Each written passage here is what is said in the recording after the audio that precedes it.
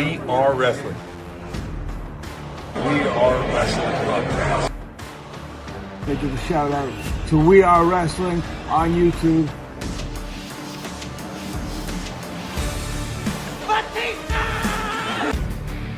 You're watching We Are Wrestling.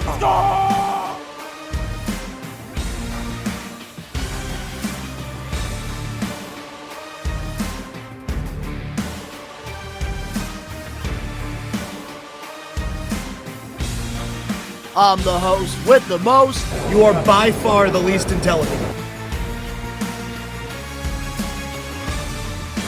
What's going on, everybody? Danny Huckins here, man. 1/3 of We Are Wrestling. What's going on? We are Wrestling Maniacs Worldwide. Ben here, the third of the talk show. We Are Wrestling Podcast. Make sure to subscribe, baby. We Are Wrestling. What is up? We are Wrestling Maniacs out there worldwide. I'm the host with the most, Mr. We Are Wrestling himself, the best one, Donnie, here with... What is going on? We are Wrestling Maniacs. Ben here, the second half of We Are Wrestling, and today we have an amazing fucking show, and we are getting closer to fucking SummerSlam, boy, the biggest party of the summer! How you guys doing? Before we get into all that crazy shit, Don, hit him with the sauce, boy. That's right. We are 1 week away from SummerSlam. We have the biggest blockbuster watch-along of the summer live on the We Are Wrestling YouTube channel next Saturday for SummerSlam. You're definitely not going to want to miss it. But before, we dive into this week's episode of the podcast, if you're not a We Are Wrestling Maniac yet already, and you're listening to the podcast, download this episode. It helps the algorithm. Give us a 5-star review, not just a 5-star review, but a best one review. And if you're watching this, you already know the drill. If you're not a We Are Wrestling Maniac yet already, and you're not a part of the thousands of subscribers, we recommend you to hit that subscribe button now. Turn on the post notifications. Videos be coming out of nowhere like an RKO. And of course, you already know the grind is real. How was that for times 10? That was a 10 out of 10. I think Sean Spears, Fuck yeah. Ty Dillinger would be so happy with that. Oh, fuck yeah, Give man. that a 10. Let's go. Top shelf that shit. But man, we're just a week away from SummerSlam. How you feeling? Oh, I fucking love SummerSlam so much. It almost feels like almost as surprising as WrestleMania and the Royal Rumble. Though, like SummerSlam and the Royal Rumble and WrestleMania, I feel like are just the top 3 out of the big 5, just because those are marquee matches. Like every single one of those pay-per-view just contains marquee fucking matches. Minus fucking Royal Rumble. Royal Rumble is like the epitome of surprises and like basically is the entire season's like reverb and just resurgence, because it almost kind of like embarks on like the lead up to the ending of like a season finale, and then WrestleMania is where the season resets. So it's really exciting, and every SummerSlam in the past couple of years has been fucking awesome, especially last year with Triple H's first helmed SummerSlam. I'm really excited on what we got going on this year. I was over your house too for that. Yeah, that's the only time. The only time I ever hosted took the Prime bottle at Danny on the way to your house. Prime. I remember that. Yeah, man, that was a good time. I gotta say, the SummerSlam this year, they are definitely stacking it up. I think they've done a fantastic job with long-term storytelling. I feel like there are some fans that, are just ready for Trish and Becky to end, Cody and Brock to end. But here's the thing. A lot of us wrestling fans throughout the years, we were complaining about long-term storytelling, that we weren't getting it. Now all of a sudden we're getting it, and it's a problem. Because they're just like, oh, it's too fucking long. The Bloodline story's been going on for 3 years. Yeah, and it's all been fucking great. Do you understand how much depth that fucking storyline has? The Bloodline story in terms of long-term storytelling is going to be so fucking hard to top by anybody, including WWE themselves. They really outdid themselves with this whole long-term storytelling. And to think about the fact that this was all on the fly is nuts. because it's been so good. Well, that's one thing that, WWE does have is a lot of experienced, guys on their creative team like Bruce Pritchard, who, has done long-term storytelling and having, some of these veterans behind the scenes, pretty much telling the story with the bloodline. They've done a fantastic job. And it seems like they're swerving us. Like, we know it's going to happen, but when is it going to happen? That's the big thing that I've, taken from this entire bloodline story angle. And honestly, I was honestly one of those fans that was really upset about how long this fucking story was taking until Jey Uso finally super kicked the fuck out of Roman. And fucking, that was the first in it, like the initial, like, okay, I think I'm cool with this. The moment he pinned Roman is where I'm like, it was all worth it. It was all worth it. Right there, I was just like, even though that the title wasn't gone, that fucking long term from it started with Jey, it ended with Jey was really sweet. And I understood at that initial moment where I was just like, all right, this is fucking phenomenal. Like, this really was needed. This 3-year journey. I gotta ask needed. you something. What up? When was that? When Jey pinned Roman? The last pay-per-view? That was Money in the Bank, right? Yes. The day Danny became a really toxic wrestling fan. The day we ended up in a thumbnail. Happened, he has not been happy with WWE. Yeah, as soon as he got pinned, he has been fucking toxic. And we called it on the podcast too. I think that's what happened. Like, his ego got a little bit it got shattered. It didn't just get fucking shattered. stung. It got shattered right there. I'm like, dude, we're like, yeah, he's gonna get pinned. He's gonna get pinned. This is gonna be the first fucking pin. He's like, no, the fuck he's not. No, he's fucking not. I'm gonna be so fucking pissed. And it happened. I'm like, honestly, stay mad.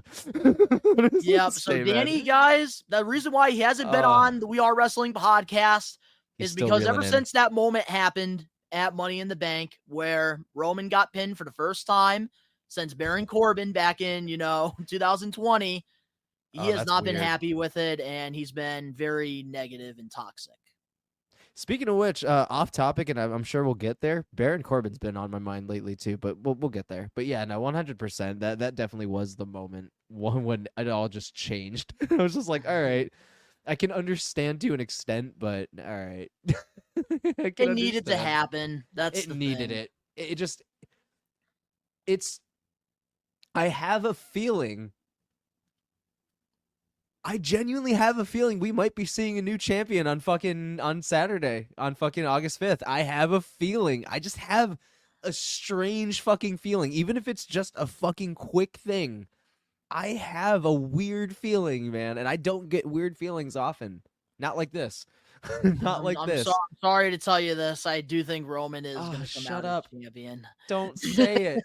Don't say Well, it. I will say this, though. If Jey does pull an upset and win the championship, we're never going to see another Danny live stream again. I'm sorry. We're never going to see Danny on the podcast ever again. It just seems right, especially with the shape he has been getting in over the last year. Dude. The dude has been getting ready for something. Jimmy is going to turn on his brother. It's going to happen. Probably, and if it's likely, what I could see happening is him winning the title and his shock brother wanting Detroit. it.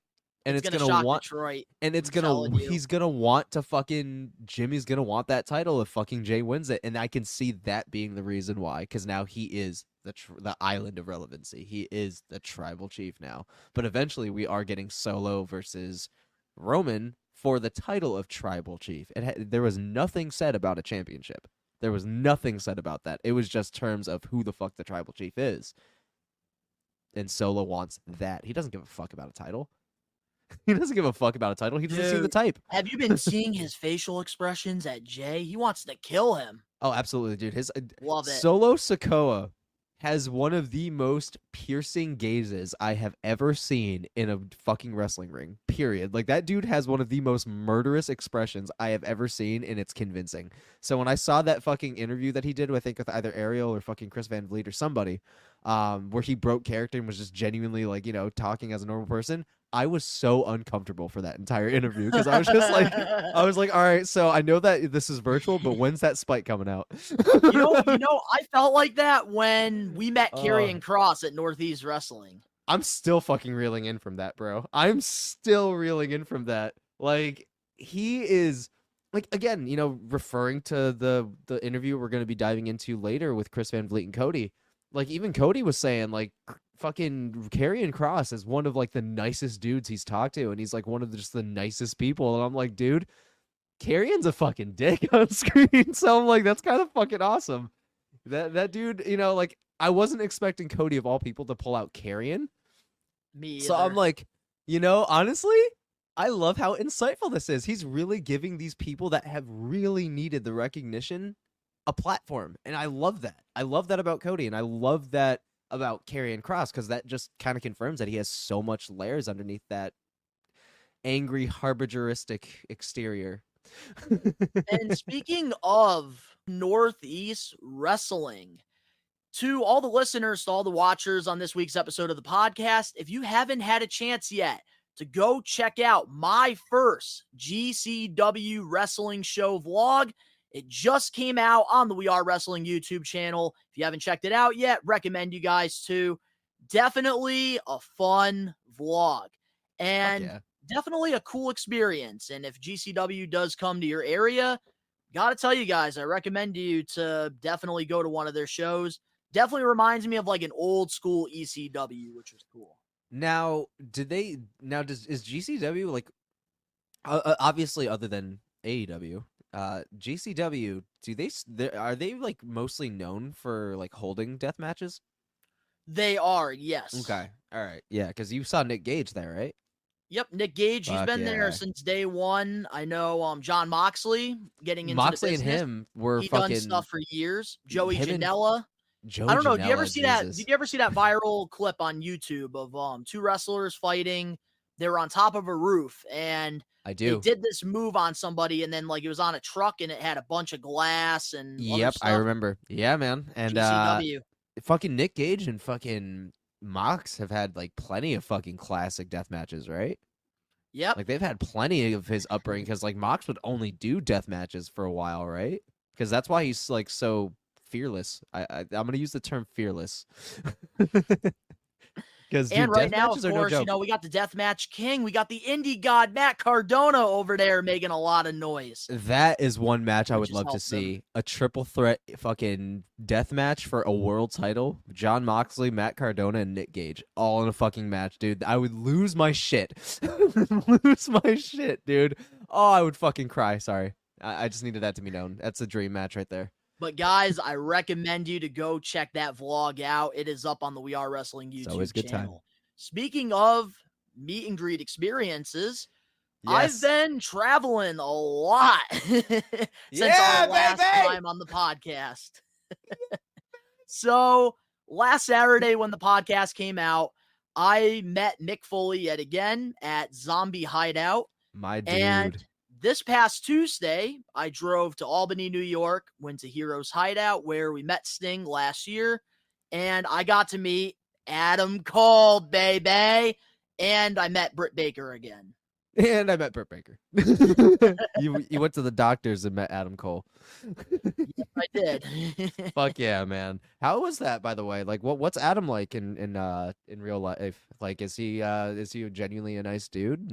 Such a nice guy. I couldn't believe it. Like seeing everybody's reactions to the meet and greet experience, nothing but positive things were said. I think the way Heroes Hideout handled the meet and greet, I think was way better than it was in the past, especially at, the wrestling conventions and Sting.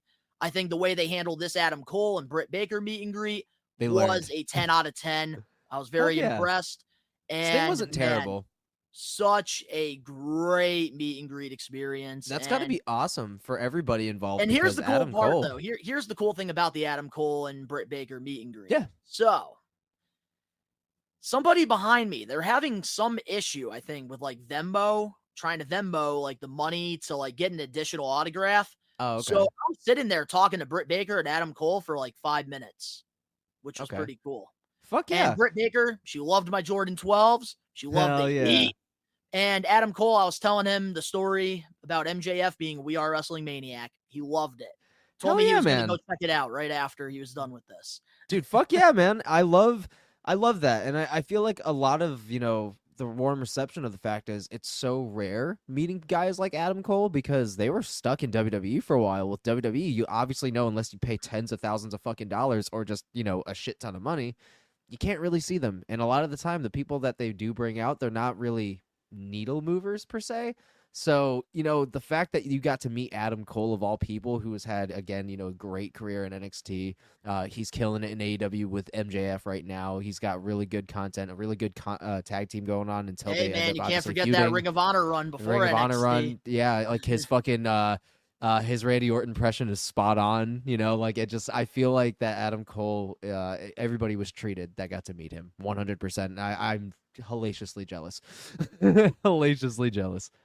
Yeah, and of course, at these meet and greets, I get a lot of things signed, and I figured, since I didn't vlog the experience, why not show the stuff off on the podcast? Let's so to the fucking go. listeners, I'm sorry that you can't see it. Tune into YouTube to see But the visuals. you can hear it. You can hear the greatness, baby. But before I do show off this stuff, another thing I do got to say as well is shout out to all the We Are Wrestling Maniacs that I met while I was Yeah. at the Adam Cole meet and greet. I got Yeah. to talk to some of you guys, and it was just a great time. Such a always great fun. time. Fuck yeah. But man. here's the first thing I got signed. I've been holding it on my lap for 20 minutes now. I got my NXT Championship signed. Oh fuck By yeah. Adam Cole, baby. Which, that's the wrong side. We botched that That one. was which scribble was that? So Adam Cole, he's got right there the nice paint marker, the nice Ooh, gray paint marker. Fuck yeah. All right, so who was that first fucking smudge that you showed us? So the first one, that is Aleister Black. Oh yeah, that's right. You got that signed while we were at fucking Northeast. That's right, out in That's Danbury. right. That was okay. the same day as the Wrestling Classic too. So I ended up getting Johnny Wrestling, Aleister Yes. Black, and Karrion Kross assignments Yeah. all within the same day. That's right, because you fucking went to the Wrestling Classic real quick, and then you dipped, and then you came to pick up me and Dan and John, and we fucking flew out to fucking to Danbury. That's right. I forgot about that. did. Yeah. So I went had to get the longest reigning NXT champion, Adam Cole, on here. And he Oh, asked shit, me if he he is. wanted, and the funny thing is, he asked me if he wanted me to have him sign this in the same color as everybody else. And I said, no. I was like, you were I literally said, I the need your longest signature reigning. to stand out. Yeah. And he was just like, oh, I appreciate that, man. Well, dude, he's the Yep. longest reigning NXT champion. Like, that has to stand out. He set the standard, the literal gold standard, no pun intended. Like, he literally Absolutely. set that for NXT champions, to come. And honestly, if I'm going to be realistic, other than Karrion Kross, because Karrion Kross's title reign was pretty fucking fantastic, in my opinion. Like, I actually loved have it. seen a good amount of his title reign. And that was honestly one of the last times I saw him as legitimately prestigious. He really does need a solid push on the main roster, but that's a convo for another time. I'm not hating. I do like his program with AJ, though. I am will too. say 100%. Though the last good NXT champion, in my opinion, was Karrion Kross, other than Adam Cole, because at least it felt like it was prestigious. It felt like you just tackled God to get this. So it's shit like that. Yeah, It so was a very I'm glad you popular did. era in NXT, though. So I'm it does make glad. sense. I'm very glad that you had it stand out 100% because course. that's the right thing to So- do. I also got this Supreme Britt Baker signed as well Fuck for the yeah, collection. I do love these little Supreme figures. I think that, the way that that's AEW really does their nice packaging. is packaging. cool. Yeah, yeah, dude. Dude, compared to like the WWE Ultimate Editions, like I wish I could show you a picture of them, like to see the difference of the packaging. I love the way the AEW does their packaging. Dude, It's that just was so actually a clean. beautiful fucking package. I'm not gonna lie. Like, I'm a huge on packagings. That's because that realistically is like what like initiates me to like keep it in there. Is like, all right, this ain't coming out. That's the big thing about Funko Pops, man. I will not buy a pop unless the box represents the pop. I'm very strict about that. Yeah, no, 100%, dude. Like, it's so important, and that's another reason as to why I'm like kind of like peeved with WWE with their packaging of a lot of their like their products and stuff, especially like figures. Is they have so much money, so it's like you could be doing crazy type of like almost steel books, but for fucking action figures. You know, you could be doing like limited edition fucking like steel books, but you're not. You're giving us like kind of garbage packaging. You know, I mean, like I don't even think I've seen one where I'm just like, ooh, I need that figure just because it looks nice in the box. I've seen. I'll show you of one. AEW I will figures show you where- one throughout this here. Okay, go ahead. Go So ahead. another one I ended up getting signed was my unrivaled Adam Cole figure here. This is his first one in AEW. I genuinely enjoy the fact that you get like the fucking like hanging clear cases and everything for them. I genuinely enjoy that. Gotta, man. Gotta protect them. Oh yeah, gotta keep At it all in good costs. condition. Resale value, bro. And I got Hell the Target yeah. exclusive. Just came out too with the Oh, red, shit. paint marker. Fuck yeah, that's the Target exclusive. Is that That's why like the right. packaging is like shiny red, like that scarlet Yep, shiny red, man. At the top it says only at Target. red? Fuck yeah, that's fucking sweet. Hell yeah, dude. Yeah, you And probably then got a over gold line here, in that my bitch. last figure I ended up getting signed while here was my other Britt Baker. Oh with the fuck yeah. red. Hell yeah, dude. Hell Yes, yeah. sir. Dig that shit, dude. Yeah, And then, you- of course, with Mick Foley as well, because Zombie Yellow. Hideout, they had him over there last Saturday. And, Please tell man, me you what got a great something signed in yellow. experience. Mick, always such a nice guy, always goes way beyond for people. And I'll tell you a story. if you if met want. him, I was just going to say, you met him as well when you were younger. So I would love for you to share your story with the Maniacs. So, story time. I was younger. story my brother, time with Ben, baby. Yeah. So my brother actually remembers the whole experience. I actually remember nothing because I was 3, but I believe it because again, dude has never really fucking lied to me in his entire life. My parents hope have not. both backed it up. My parents have both backed it up. So I'm gonna tell you guys a little bit of a personal story. So when I was little, we were very poor, and there's a little hotel on a place called Boston Road here in Massachusetts, and it's called the Howard Johnsons, and I lived there for a year. My dad was the manager there back in the late 90s, and Mick Foley had stayed at the hotel right after, I think it was the DX pay-per-view, and because we had gone to that as well. That was in right your at- house in 97. In Your House 97, that's what it was. So I was 2. So in Your House 97, he had fucking stayed at the Howard Johnsons. You know, obviously he was going to go to a smaller hotel because a lot of wrestlers don't go to smaller hotels. So nobody's going to ever think, hey, Mick Foley's here.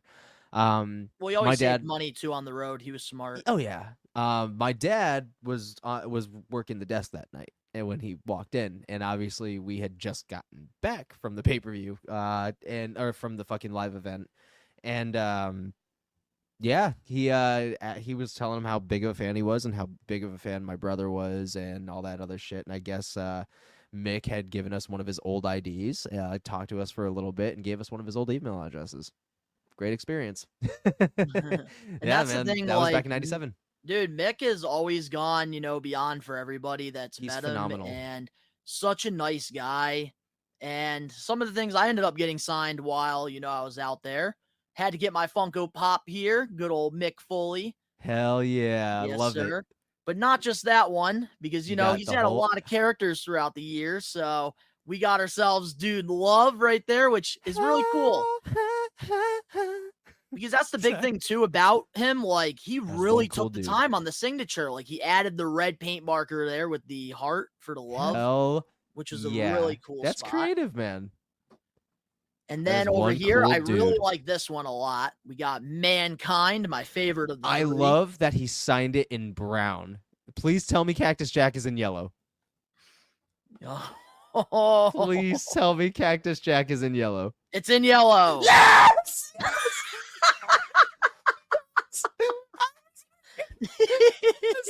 Oh, I probably scared the shit out of my cat, but that is totally fine. Oh, yes! It's in yellow! I'm proud. I am so proud. Fuck yeah. That is probably the greatest amount of signatures I've ever seen. And that was probably the greatest coordination I've ever seen done for like specific characters. The fucking light baby blue with that red fucking heart. Beautiful. The fucking brown for the old school Mankind. Beautiful. Fucking Cactus Jack. That canary ass yellow, dude. Yep, Fuck with that yeah. wanted shirt that he always wore. Yep. Bro, you have a gold mine right now of the Mick Foley collection. Like, literally, that is all of his represented colors for each one of those characters signed on each one of those Funko Pops. Bravo, man. Fuck And yeah. the last thing I got signed from him, and this right here is definitely my favorite thing. Oh. Ringside Collectibles. They just announced, new Ringside exclusives. They have the Okay. Cody Rhodes with the torn pec in this series. They have a Ooh. Shawn Michaels from Royal Rumble 97. They got a Bret Hart from WrestleMania. Is that when one foot touched and- the ground? Nope, this was in San Antonio, Texas Oh, in that's when he- 1997. Oh, was that when did he eliminate Diesel? No. Nope, Okay, I no, believe okay. he fought Psycho Sid. That's who it was. Okay. All right, yeah, I got you. So, this piece right here, this is the only packaging I like in WWE figures. What up? We got the defining moments. Okay, that's nice. Mankind. Yeah, Oh, yeah. that's when he got It's got, thrown like, off the fucking hell the yep. cell. Yep. That They is got the his moment most right there, man. That is the one moment that you will never ever not see or reference Mankind, because that was probably realistically that was probably the most replayed wrestling moment in history, because it was such a big fucking deal, because that was, other than Shane McMahon obviously redoing it later, years later down the road, that was the top wrestling spot, was the iconic that has still rung fucking stadiums to this day. Like, people still talk about it, and that shit happened in 97. 97. But here's the thing, though, about the Shane McMahon. Like, You mentioned that. Yeah, when There's he a dropped, took the difference elbow drop. between both of those spots, because the Shane McMahon one, under the announce table, they actually did have like a thing so It was a that mattress. wasn't on concrete. Mankind Mankind just dropped. he straight just dropped. concrete and the guardrail. Mhm. But yeah, man, no, like I don't know how always he did meeting Mick Foley when he comes to the area. Always have to take the opportunity. Such a nice guy. And thank you, Bill. Thank you, Zombie Hideout, for the incredible experience. And also, I got to thank you Heroes for the Wrestling Hideout for the Classic. experience with Adam Cole and Britt Baker, because it Hell went yeah. way better than I expected it to. And I definitely plan on going to more meet and greets out there. Abso-fucking-lutely, man. Heroes Hideout and Zombie Hideout has really been two of the greatest. You wouldn't really call them Nostalgia, promoters, I would right? say. Like, No, you wouldn't call them nostalgia promoters, would you? stores. You Huh? wouldn't really call them promoters, would you? No, I wouldn't call them promoters. I'd say more Vendors. like, Vendors, like to bring in like. oh, fucking... vendors, yeah. Okay, so vendors. Yeah, vendors, that's fair. Heroes Hideout and Zombie Hideout are probably two of the most professional vendors you could ever have, that treat their fucking celebrities that they bring in, superstars that they bring in, with literally not only the utmost kindness and respect, but it's always usually a very good time. I don't think I've seen one Zombie Hideout or Heroes Hideout situation where it was like it made news for how shitty it was. Except for I Well, think Heroes Hideout had one issue or something The like that. wrestling conventions were always the big issue with them, but there's only so many employees, and there's only so many tickets you could sell. Oh, absolutely. But Wrestling Classic actually turned out really fucking well. Like that All the was classics are fantastic. Wrestling Dude, Classic was Zombie and so Captain's good. Corner, they did a great job. They hit a grand slam. I've actually been watching a lot of their fucking their happy hours lately, and they're honestly kind of fun. They're actually kind of fun to watch. I'm not gonna lie. Oh man, dude, Nick always has a good time. But now Support your local vendors. support indie wrestling as well. But Absolutely. diving into the highlight of the week in pro wrestling, man. And we're recording this on a Wednesday, so we haven't seen Dynamite. We haven't seen Friday Night SmackDown. Nope. But what would you say would be your highlight of the week this week in the pro wrestling world? My highlight of the week this week. That's kind of hard. Because not a lot has really stood out. I think my biggest highlight, it's honestly kind of, I gotta go with the Bloodline again. It probably sounds generic as hell, like coming out, because I feel like it's the easiest thing to go to, but it's true, the more and more the story folds out, it just gets more and more interesting, especially with Jay really standing on his own and shining. I have a feeling like you might be right. I have a lot of weird feelings lately. You might be right. I think Jimmy might end up screwing Jay at SummerSlam, because we haven't seen Jimmy since. I think he may have fallen back in line, so to speak. I don't You know why I think but that? why? So here's the reason why I think Jimmy might turn on Jay. Because let's be real, they don't want Roman Reigns to lose the championship just yet. I think we're setting that up still for WrestleMania 40. And realistically, if you want to get Jay out of the picture and you want to focus on another storyline with Roman, what better way than having his brother Jimmy just do something that nobody in Detroit is going to expect to happen? Jaws are going to be dropping. He's going to do a hypocritical thing, and he's going to super kick his brother, and that's going to be the big storyline for, the next few months between them, while Roman can go into another program with somebody else. Likely Solo Sikoa. I think Solo Sikoa, I know it could happen. You think it's going to be Survivor sooner. Series? I think Rumble. You think Rumble? You're not Survivor Series?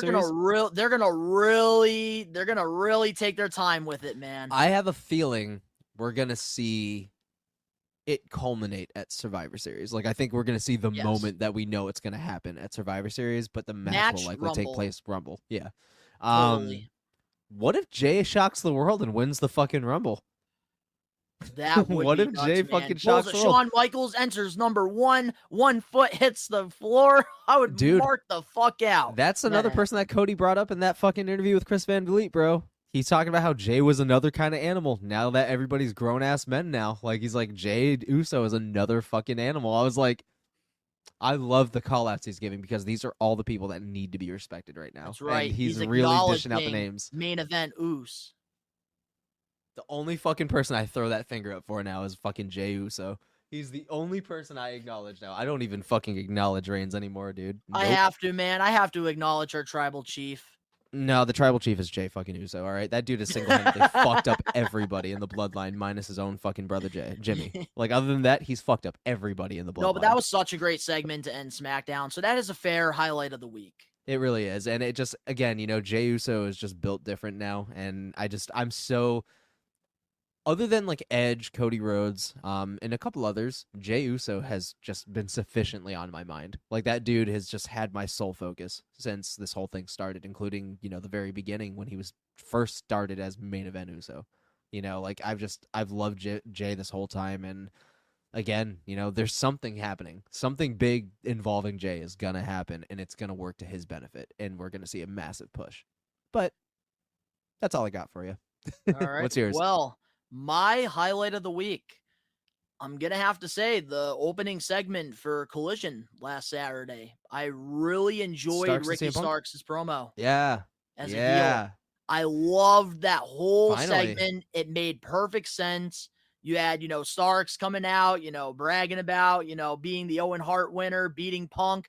Punk comes out with no music, being all serious. As he walks away, Starks makes the joke. Oh, your stupid red bag. I got my Louis bag. And then next thing you know, Christian Cage comes out because he's contractually obligated to show up at Collision. As he walks away, Darby Allin comes out, who's the number 1 contender, and they build a perfect tag match for the main event of that show. So who teamed with Punk and who teamed with Starks? It was CM Punk and Darby Allin versus Ricky Starks and Christian Cage. Oh yeah, that's right. And it was funny because Darby made the joke too, saying, "Oh, Christian, you don't even wrestle anymore, so it's gonna be." You don't even wrestle anymore. That's fucking awesome. Because what Christian's doing is Luchasaurus is the TNT champion, but basically, like, he's holding the champion like it's his. Oh, so Luchasaurus is like his vessel, where in reality Christian's the real champion. He's just holding it for him. He's holding it for him, exactly, and like he's been like bragging. I see a feud coming down. Stuff. I see a feud happening. I see Luchasaurus turning face again. Definitely at some point. But I did love how Ricky Starks stood out in this entire segment. Yeah. This is the Ricky Starks I have been waiting for on AEW TV. That's some straight up 90s heat right there. Dude looks like he just came straight out the 90s. And I love it. I genuinely kind of love it. But he's being himself, which I think even makes it better. He takes shots at the pillar, so that also made sense for Darby to come out because Darby is considered a pillar in AEW. Along with MJF, I definitely Jungle enjoyed Boy. This entire segment. Yeah, no, Ricky Starks, man. Ever since that promo he cut with MJF in that match, man, like I've respected him. And again, with the heel turns are a hit or miss with a lot of people. Ricky Starks, I feel like it's working. I'm not sold on Jungle Boys yet. We're still developing there, but I'm not hating it. I dig that. I dig that he's got heat, so he's doing it right. I just need Jungle more. Man. That's what I'm saying. Like, I just need more. Other than that, like he's on the right path. We're going the right way, but I just need more. But again, heel turns can work out beautifully sometimes. Dominic Mysterio is number one. Like, that dude is the top of the top of heel turns, saving their careers. Have you seen definitely got that right. the video that surfaced from WWE of Dominic's first entrance and then his recent entrance with the North American title? Dom is getting fucking pumped, bro. Like, you can see where he lost his chub, and you can see also where they took the padding off of his fucking attire. The dude does not have any pads anymore. When he first got here, he was padded the fuck up everywhere to make him look somewhat bigger. And he was fucking stiff in the ring. He was stiff in his entrance. So comfortable now. The dude is a completely different person now. I'm like, honestly, I wouldn't be surprised if Rhea Ripley ended up leaving Buddy Matthews for this fucking guy. I wouldn't be surprised if this became an actual thing. Buddy Matthews is definitely punching air, especially after the whole the hottest man I know, Daddy Dominic, she was got to say dirty, but she definitely said Daddy Dominic. I was just like, Max Caster with the dissing. I was like, bro, that was great. Buddy Matthews is punching fucking air right now because I guarantee he does not fucking he knows there's a separation, but I guarantee he's finding it hard to see one because she's always traveling with fucking Damian Priest and Dominic. She's in a fucking completely different company. She's a top fucking star on that different company. So I'm just like, I'm not going to be surprised. I'm not going to be surprised. And he's strapped in gold now. Buddy, I might be... North American champion. Like you said on SmackDown last Friday. Ray, you could be the United States champion. You're the champion of the United States, but I'm a champion for... all of North America. I love it. Yeah, man. I fucking, dude, I do want to take a second to really talk about Dominic. I know that it wasn't on the schedule for the podcast, but I really do want to talk about it for a second. If anybody has had the best glow up in recent years, it's fucking Dominic Mysterio. It's 100% Dom. And honestly, I kind of wish that he would drop the Mysterio name for this heel run, just because it's like, all right, you had your huge feud with your dad. You're your own man now. Just go as fucking Dom. Just DOM. Well, they have Dom. been going more on commentary and stuff, calling him Dirty Dom. Or Dirty Dom. Yeah, which I know. I think does work out, and they do keep the name Dominic Mysterio, because I think the reason why they don't want to change it to fully Dirty Dom is because they don't want the heat that they were getting years ago by doing that, shortening people's names. So they keep the Dominic Mysterio name, which I do like, and they just pretty much, call him short for Dirty Dom, which I love.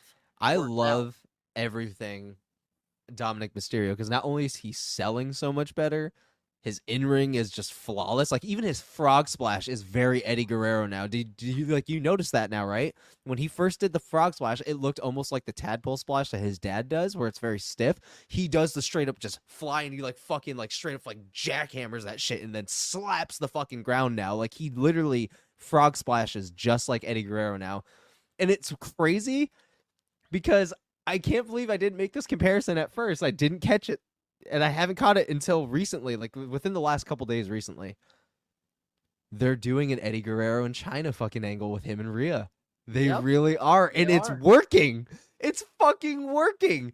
Because it makes it even better, because not only are they both super young, they're roughly the same age.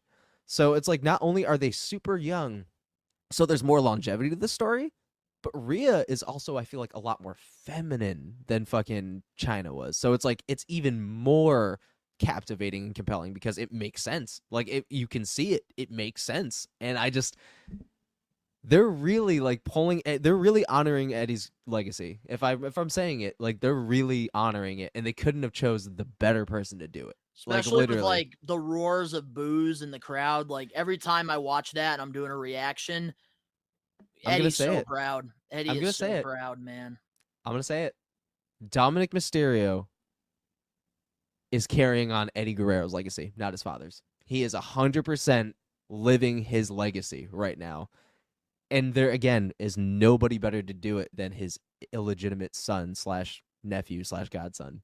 And I think, honestly, Eddie would be super proud. I feel like if anybody could cry in heaven, Eddie's definitely crying right now because I never thought we'd be here again.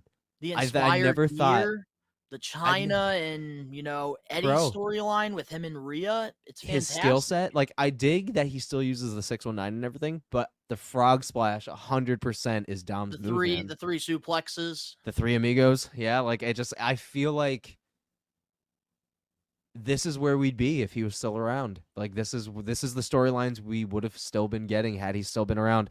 And I still ask myself, what would WWE be like? WWE rather be like had Eddie still been around. Like what would he be doing right now? Who would he have feuded with? What kind of 5-star classics would we have gotten? Eventually I kind of want to fucking fantasy book that. Eventually I want to. I'm so proud, I don't know Dom personally, obviously, but I've never been so proud of a second generational superstar. I've never been so proud because the dude is knocking down barriers when everybody said that he would never do it and couldn't fucking do it. He took one heel turn and that was Speaking of that, I knew Dom would eventually, become a great pro wrestler and a great sports entertainer because he just had to find his groove. I followed his career after, he got out of high school and him, trying to become a pro wrestler. He tried training with his dad and it didn't work out with his dad at first because, that's his dad. And he's on the road. And one of the best decisions Dom made was going to train at Lance Storm's school where I saw his videos. Great pro wrestlers, came out of that school. Yeah. I saw a lot of his training videos with like the crash pads, the crash dummies. Like I saw a lot of his his in-place running moonsaults. Like I've seen a lot of his frog splashes, his shooting star presses off the top ropes. Like the dude really put the work in, and now he's putting in the physical work because my God, the dude is fucking starting to finally take shape, if you know what I mean. So he's very comfortable in his role, which is always good for a performer. Did you see that fucking picture that surfaced of him at a live event with the NXT title and the fucking North American title? Dude looks fucking ripped in the arms out, dude. I'm like, this dude used to have two fucking each one of the fucking twin towers on for each arm, and now he's fucking tanked. I'm like, dude, what is happening? This happens so fast. It's those Celtic Warrior workouts, bro. Those Celtic Warrior workouts. Go check them out on Sheamus's YouTube channel. Hell yeah. Great way to time, bro. It's a great way before we get into the topics. So up next, we're going to be diving into Billy Gunn possibly retiring. Also, of AEW superstar re-signed with the company and some injuries. So we'll be right back with more We Are Wrestling 67. Hey, what's up, players? WWE Hall of Famer Teddy Long, and you are listening to the We Are Wrestling podcast. And if you don't listen to it, then it's one-on-one with The Undertaker. The biggest blockbuster of the summer, SummerSlam, is right around the corner.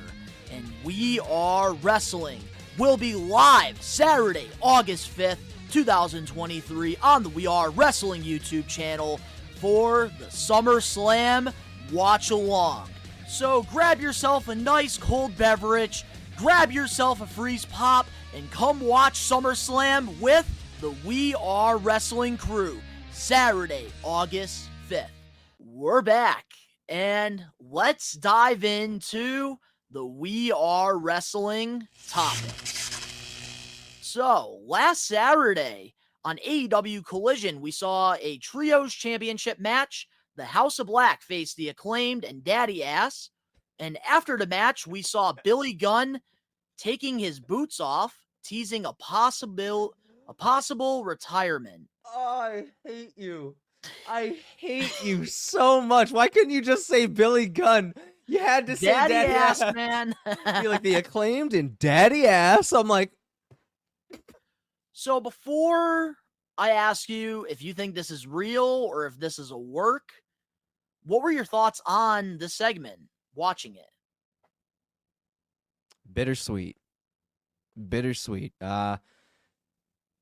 It kind of sucked. I'm not going to lie. I wasn't ready for it because it kind of felt like it came out of nowhere.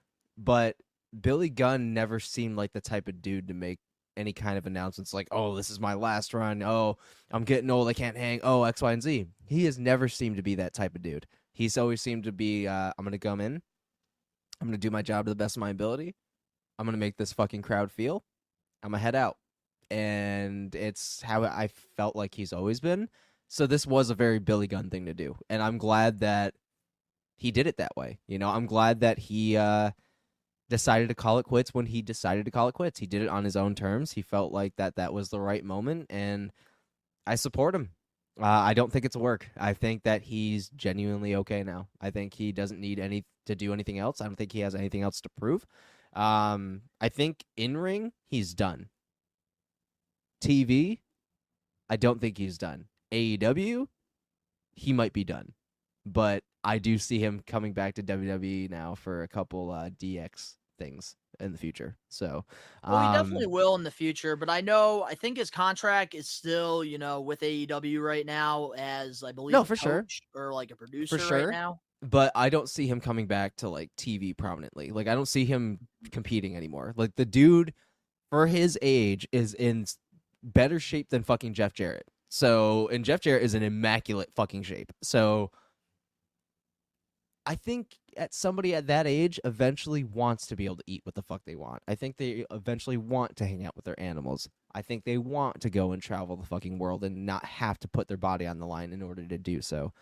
I think people want to enjoy retirement after a certain amount of time, and Billy Gunn has been in that age bracket. You could never tell with his physicality and how he can go in the ring still. The dude is still doing Booker T moves way better than Booker T did at his last final good run. Like, the dude is killer, but it's time, Road Dogg doesn't wrestle anymore. H can't physically anymore. Sean doesn't wrestle anymore. X-Pac, I think, is just starting to kind of think about making some kind of return somewhere, even if it's like a one-off. Like, they're done, Like, they're at the point now where you can start working on producing, retirement, coaching, just coaching, more off-the-screen stuff. And I think that Billy Gunn has more than earned his flowers. And I think that if he really did want to put his boots in the ring that night, I don't think he would do it to stir the pot. He just doesn't seem the type. The only reason why I have these thoughts that this could be a work is because I feel like if he was going to do something to end his career, it would be with his two kids, Austin and Colton. Even though they have, molded into their own. I don't know if I feel like this is the end because Collision, these creative writers that are, a part of, Collision and not Dynamite, they have been doing odd things with the storylines, and they have been doing some interesting television, like CM Punk with the red bag. They've been teasing it since the first episode of Collision. Yeah, like what the feud fuck is with in Andrade and the House of Black with the whole, Andrade's mask, how much that means to him. They've been building, a storyline with that. And I just think that maybe this possibly could be a work because I do think that, Billy Gunn, he still has a little bit left in him. Like, if this is the end, then, by all means, did it on his own terms. Thank you, Billy Gunn, for everything you've done in the pro wrestling business. He's created so many, entertainment throughout the years with DX. And I even enjoyed his, singles run after DX as the one. See, and honestly, with Billy, man, like if this is the end, it's the end, but I don't know, man. I feel like we're definitely getting some type of storyline in this. The reason why I'm cool with him just hanging it up now, and I really do think this isn't a work, he already did what he wanted to do with his sons. He already did. Like, that's why he was in AEW in the first place. That's why he was there in the first place, is he did it with his sons, and he's been there for a while. So it's not like he just got there, He already ended it with his kids. He was a part of their tag team. He helped coach them. He did a lot of spots with them. He's been in a lot of good matches with them and on their behalf. Like, it's just, he already did that, So I feel like if this is it, then I'm more than satisfied with the ending. You know, Yeah, I am as well. Billy Gunn is one of the best and the greatest to ever fucking lace a pair of boots, and he was one of the anchors to DX. Arguably, Dude, I one love of the New Age Outlaws. That was one of my favorite tag teams of all time. with him and Road Dogg. Road Dogg, Jesse James, badass Billy Gunn, New Age Badass Billy Outlaws. Gunn, badass daddy ass Billy Gunn, absolutely. But that's the thing Scissor I will me. say.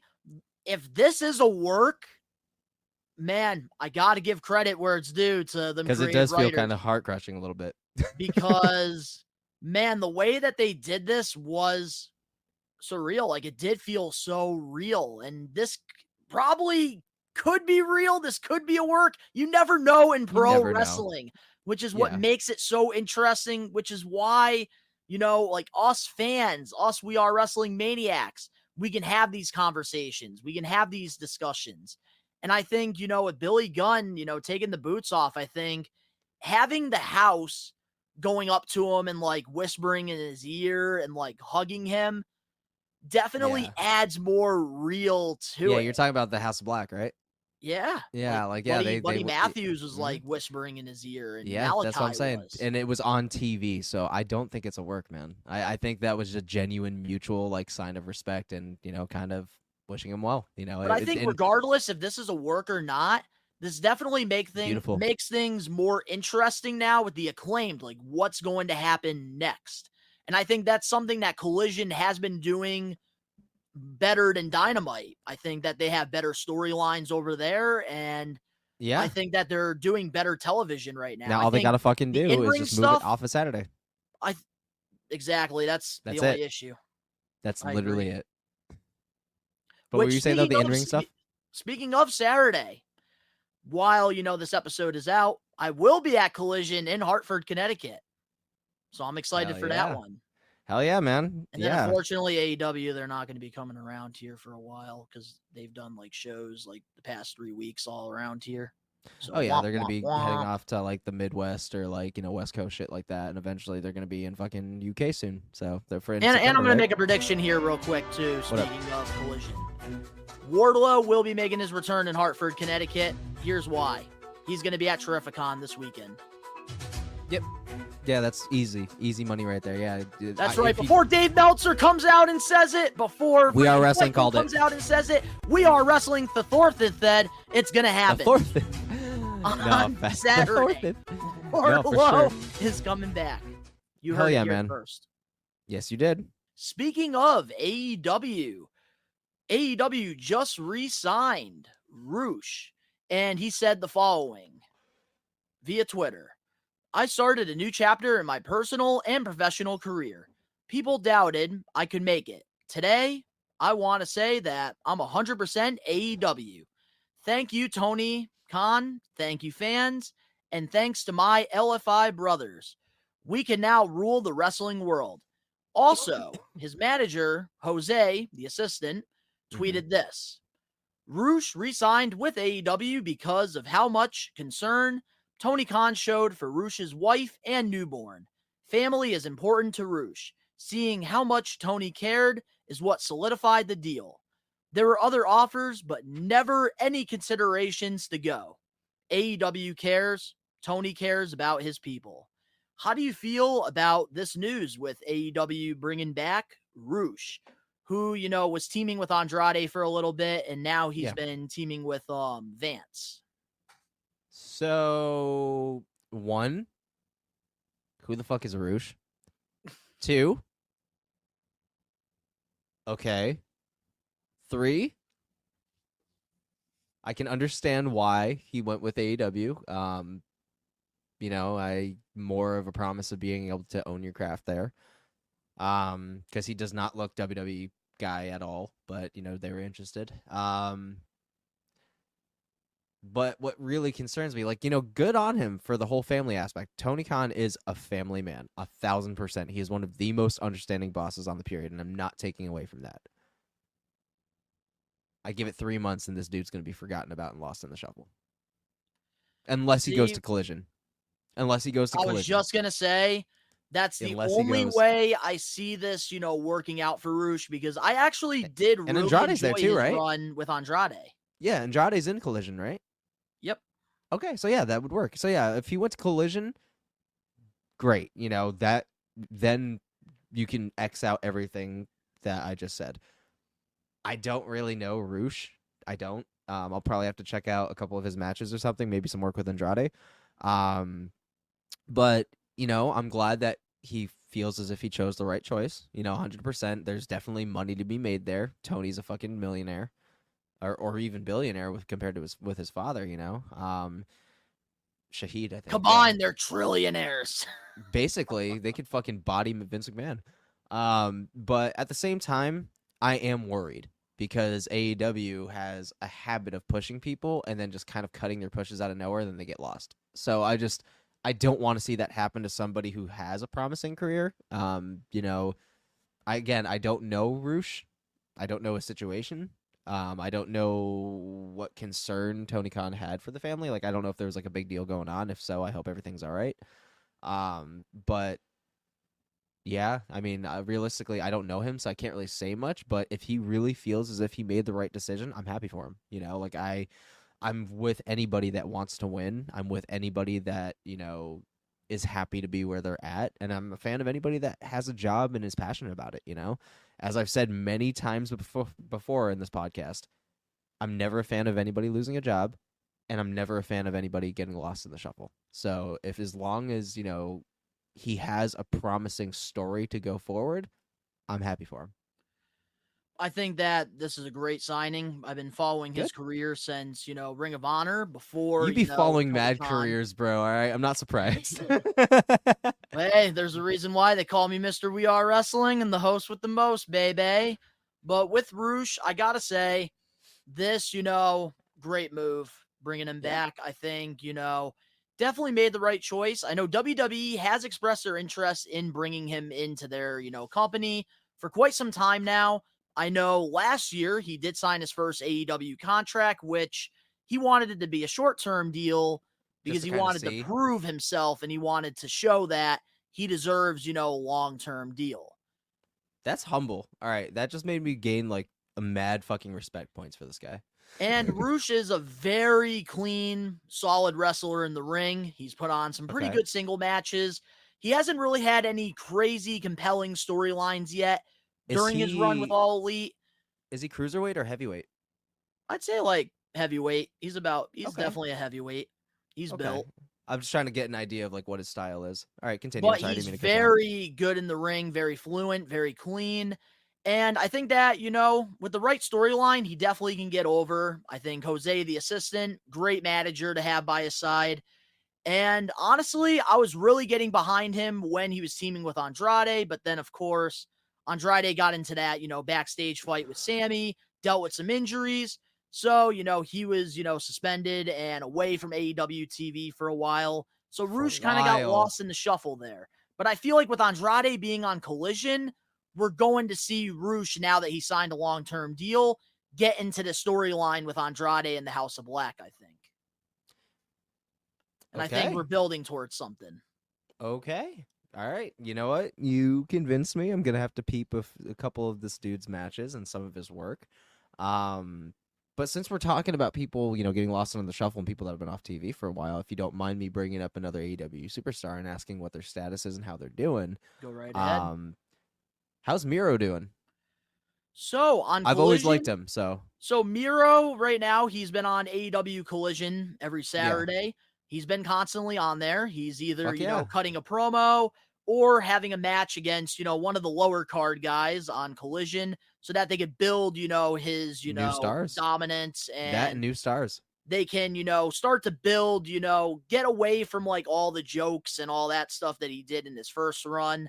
And they want him to come more serious now. And more like Rusev, like the Bulgarian brute Rusev. Like they want to have him be a serious like tank character. So now Miro has just been, squashing people and cutting great promos. I fucking love Miro. So it's like, even in general, like obviously I was kind of like peeved and like annoyed like any other WWE mark was when he just kind of came in and did the classic shit on WWE spiel as his first fucking promo, like every other WWE dude that's gone to AEW minus maybe fucking Mox.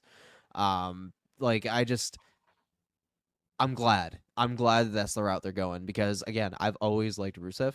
I liked him more as obviously Rusev Day rather than the Bulgarian Brute. I felt like as the Bulgarian Brute, he didn't have personality where he became, really owned Rusev Day. I feel like his personality I love his US title run as a heel. he really had personality. They gave him substance, he wasn't just he wasn't knocked by a fucking language barrier anymore. Like he'd been here long enough, he'd been speaking long enough, he'd been, talking on the mic more, he'd been getting more comfortable. AEW Rusev or Miro is not the same dude. So I'm curious as to what they're going to do with this fucking animal. Because I feel like if you can fucking do this right, Rusev could be the new Batista. I mean, Miro could be the new fucking Batista, not even Wardlow. Like, this dude has so much potential, and I'm a believer in Miro. I love his I loved his Twitch streams. I think he has it. I feel like it's criminal that I'm pretty sure he never got the world title, right? Never got the world championship. That's what I'm saying. So I feel like he should have. Like, it's criminal that he hasn't been a world champion because the dude has it. Like, yeah, is English perfect? No, but we've had plenty of world champions with amazing runs that had a thick accent or a broken English. Like it doesn't his English matter. isn't even really broken. Like, it's not anymore. He can cut great promos. He can. That's what I'm saying. So I'm like, I want to see a prestigious strap on this man pronto. Like, make another world title. You have the AEW world title. Make a heavyweight title. Like, well, they are setting something up like that because a lot of people think that CM Punk's red bag is going to be the world championship that he never lost. And it's going to be his design. I have a feeling that it's going to be the new title. Like, and if it is, bravo, because they need one for that brand. If Collision's going to be the fucking second runner-up for the second tier show, Dynamite and Collision, if they're going to be the Raw and SmackDown, you need a world title for that show. Period. You need it. I feel like Rampage is like the NXT. 100%. I feel like Rampage a little worse is the NXT. than NXT, man. That's more like what velocity I mean there. of that caliber, because Dark is like fucking irrelevant now. So it's like Dark's Rampage gone. is, yeah, that's what I'm saying. So Ring like of Honor's Rampage, the new Dark, basically. So you need a world title there. So if that's where they're going, beautiful. I wish I could fucking watch AEW now, but at the same time, highlights, man. Yeah, but I want to watch the show. Like, I've talking to you more now about AEW, like you and me, face to face right now, genuinely talking about it has been making me want to watch it. Like, even more so. Like, legitimately want to watch it. So, with that being said, depending on the date, I'll come over for that fucking show from where they're in Wembley. Hell yeah. And I'll see, that will be my first official full AEW pay-per-view. I love that. I will come for the fucking live stream just so everybody can see how I take it in, because I have not seen one full of AEW show, period. And I'm excited for that day. That is the most honest thing I could tell you, We Are Wrestling Maniacs, is I have never seen one fucking episode in full fruition of AEW, period. So now to all the listeners right now, to all the watchers, you need to, come to this watch along for AEW All In, because Ben, for the first time ever, is going to watch an entire AEW pay-per-view, not even show. So, and it's a big one too. It's a historic one. It's a WrestleMania level one. So, yeah, Wembley's not small. Wembley is not small at all. The UK are fucking nuts fans. So, I am genuinely like kind of looking forward to getting my head ripped off from the explosiveness. Like, I'm genuinely excited to see the show, and I know nothing about shit. I'm glad that I'm like allowing myself to do it, because I love a lot of their roster, even their homegrowns. Like, I'm a huge Darby fan. I'm a huge fucking MJF fan. I'm a huge fucking shockingly Jungle Boy fan. Hollywood Jack Perry now. I see what you did there, you fucking piece of shit. I see what you did there. Oh, you're a piece of shit for that. But but no, I'm really stoked on AEW right now, and like what I'm hearing and what I'm feeling and what guys, I've been recently catching myself watching more of the highlights and watching a lot of the promos, the segments. So I'm like, is this happening? Like, am I feeling the tingle finally? Like years later? Like That's what 5 years happens after? when there's no negative toxicity in here. This is a I was like- happy environment. It is a very happy environment. Yeah, because I feel like this is the most stoked I've ever been to talk about AEW anything, and I think it shows. Like my enthusiasm is a little bit heavy today, I've noticed. And it's like, and it's been all day. Like even when I got home from work, happy as fuck. I got home from work and I cooked Ash breakfast, made her fucking coffee, set her up on the bed, fucking filmed all of my shit, edited it, took my fucking nap, watched the Chris Van Vliet podcast for our podcast. Like, Man, I you're don't know. winning today, man. I'm taking it in the dubs, taking bro. W's. I don't know what the fuck it is, man. I'm taking it in the dubs today, and I'm honestly living for it. So, bro, live on this high with me right now. I'm stoked to watch fucking AEW. I'm living in it, man. I'm stoked. I'm But stoked. I want on to it. add one final thing before we move on to our next topic. Talk to me, brother. Speaking of AEW, because we've had, I think, enough episodes now for AEW Collision and Dynamite. Yeah. And I'm going to say this. What up? And I hope We Are Wrestling, they clip this to TikTok and all the socials. Oh, he about to say some crazy shit. I think I'm going to say some crazy shit. Oh, he better go off. I am noticing a difference between AEW Collision and Dynamite. Mhm. I'm noticing the way that these shows are being produced, they're being written, are two completely opposite shows. I feel like AEW Dynamite is just all over the place. It's like night and day. they pretty much like want to see like what sticks. Something happens and then like we get a real quick transition, like a millisecond later, something else is happening. And it's just all over the place, like very disorganized. But with AEW Collision, it's a nice pace. It's nice and slow. I There's can a add to that. story to it. It all adds up. It makes sense. We're getting solid storylines that are just not ending randomly. I'm noticing a right. huge difference between both products. And I'm going to tell you why. Who's head of creative right now? Oh, Tony Khan. No, I meant like who is like mostly Well, of that show. it's basically CM Punk, Ace Steel, and all of his buddies versus the Elite, Colt Cabana, and Brandon So Cutler. on that Dynamite. should tell you everything. Leadership is everything, and that should tell you everything. And it also helps that it was a brand new show, and the first episode featured the person basically helping run it, and maybe you should have listened to him coming in. Like, yeah, is the sole focus a little on him right now? Yeah, but the dude took an immediate L. One of his first matches in, took an immediate loss to Ricky Starks. That a move no one saw coming, and he's put Ricky Starks over because of that in his heel persona. And fucking CM Punk is a face. Who the fuck saw CM Punk coming back as a face after all of that crazy shit that went down? Well, here's what's cool about CM But- Punk. He's right now doing what John Cena and Roman Reigns did, where he's like a face and a heel. He's listening to the crowd, and then however the crowd's reacting, He gauges that's it. And where he strives. where Like he took some CM shots Punk, at, New Jersey's hockey team. Mhm.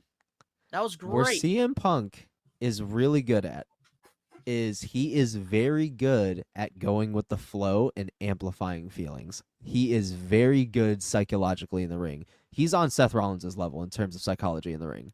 The dude is a genius, and there's no denying that. Love him or hate him, he's controversial as fuck. Love him or hate him, CM Punk is one of the greatest to do it. I retract everything shitty I said to him because I was mad as fuck about all that drama going on. There's no denying it. I have huge respect for CM Punk. Am I his biggest fan? Fuck no. But I respect him, and I will give credit where it's due. He is doing an amazing job for not only himself, AEW's third show, and for all of these other superstars who have been hidden in the fucking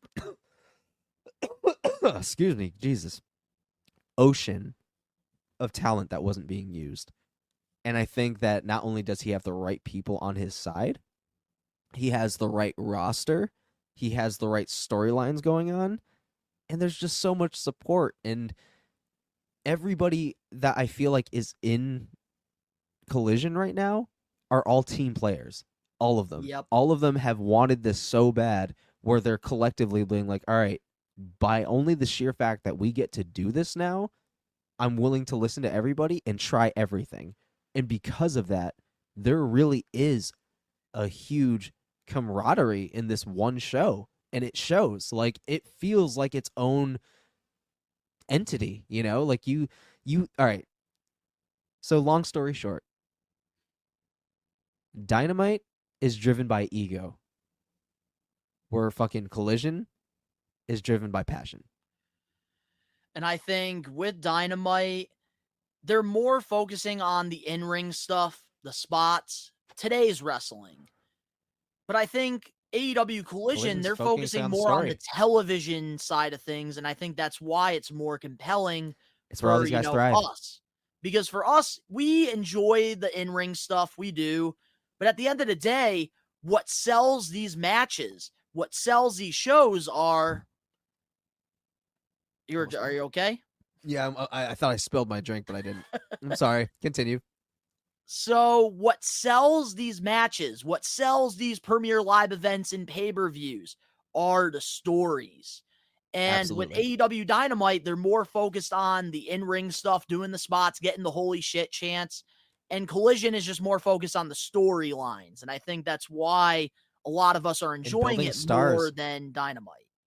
Yeah, and building stars, because I feel like Collision, I'm not saying that it's, a show for new stars. I'm not saying I'm going to say this, though. They've done more for Ricky Starks in 3 weeks than his whole Dynamite run. Oh, and I'm getting there. That's where we're going right now. I'm not saying that it's new stars, but this is a place where not only can they own their craft and really like shape themselves, because then they can cross over to Dynamite here and there, do crazy shit, and you're more behind them because you know what the cost is. You know who they are. You know what they went through to get here. It makes it more exciting rather than just having this random guy in here doing a holy shit spot and then you forget about him. No, there's substance behind this dude now, and that's where the story is. And Collision. Collision is where a superstar is made. Dynamite is where you go to see that superstar do crazy shit, but then he goes back home and, continues to kill it there. As long as they continue to just spread out the roster, you don't have the same people. Ricky Starks is killing it. I'm happy. Ricky Starks is killing it right now. You don't even need a brand split. Like, they're doing a pretty good job here, I think, with what they're doing. And honestly, I'm impressed. I like the separation between fucking Collision and Dynamite. I'm loving not seeing fucking Kenny Omega's crap lousy fucking mug. I think he's talented, but the dude's face just annoys the shit out of me. Same thing with Matt Jackson and Nick. Like, I can't stand the Bucks. I never been able to stand them. For the people that love the Bucks, they can go watch it on Dynamite.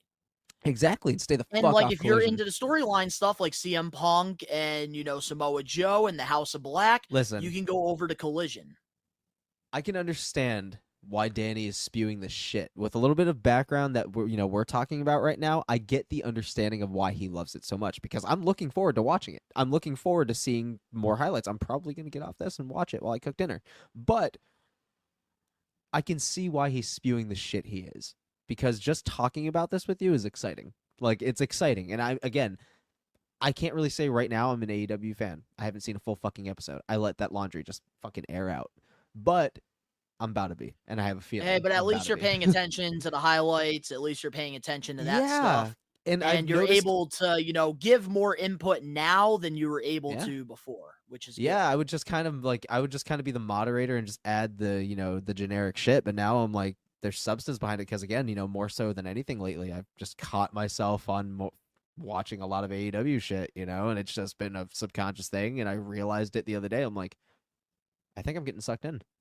It's like, I think we're getting sucked in, but now I'm like, yeah, I'm gonna come see All In. Now, when's that? September?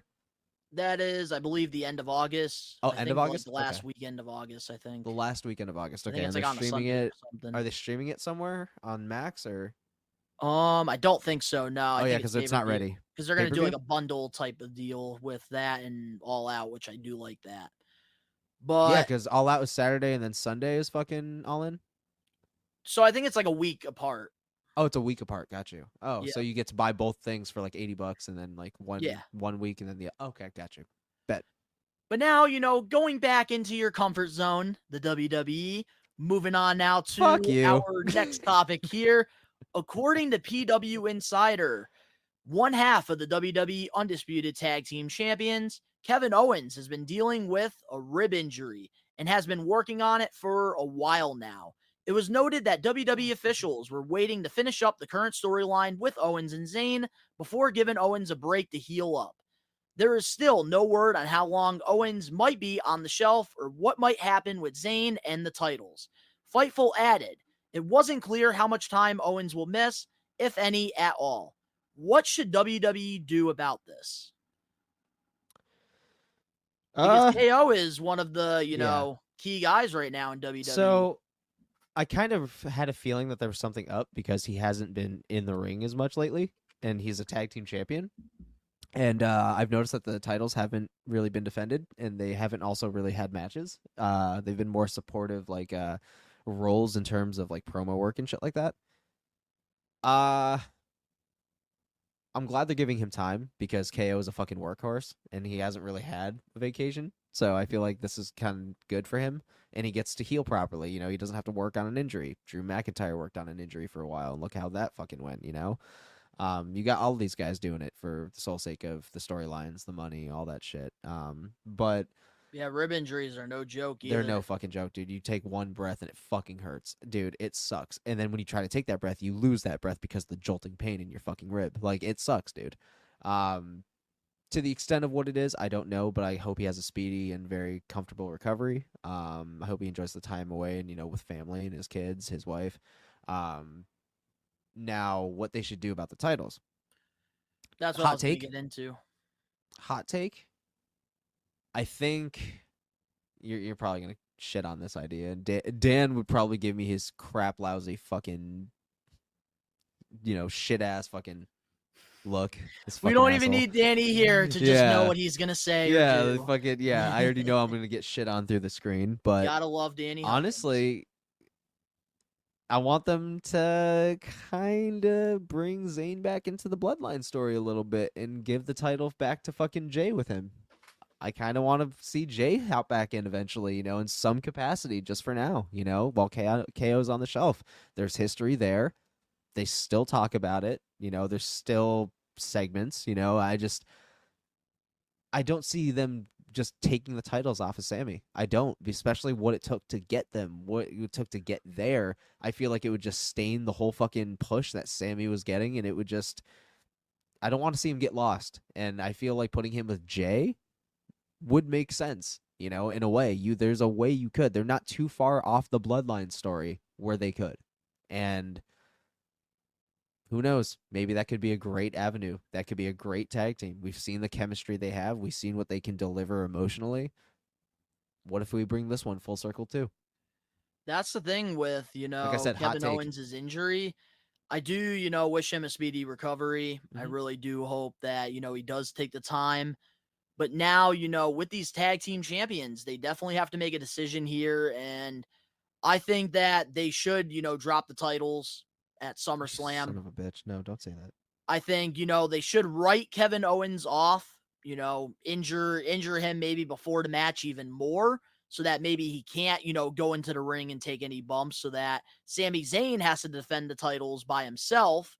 And, he can end up losing because, of course, he's outnumbered. And then I think what should happen while KO is taking this time off, Sami Zayn, I think, should be the one to take that championship off of Gunter after his honky talk man reign. Once he breaks it. Okay, I'll bite with that. Because Sami Zayn, man, he's been so over with the WWE. You can't just kill him like that. 100%, dude. Yeah, I agree. You can't. That just will fucking... help him. And Jay's going to be doing a storyline with Jimmy probably eventually once SummerSlam that upset happens.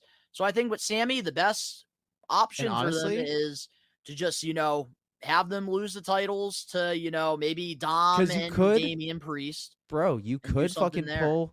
You could pull the fucking London and Kendrick route when they lost the titles to Deuce and Domino back in 2007. London fucking injured himself, a rib injury, ironically enough. He fucking took the moonsault off the apron and smacked the fucking ground, and all the fucking wind got knocked out of him. He was out cold for the rest of the match. Kendrick carried that match for another 20 minutes. 20 minutes, it felt like.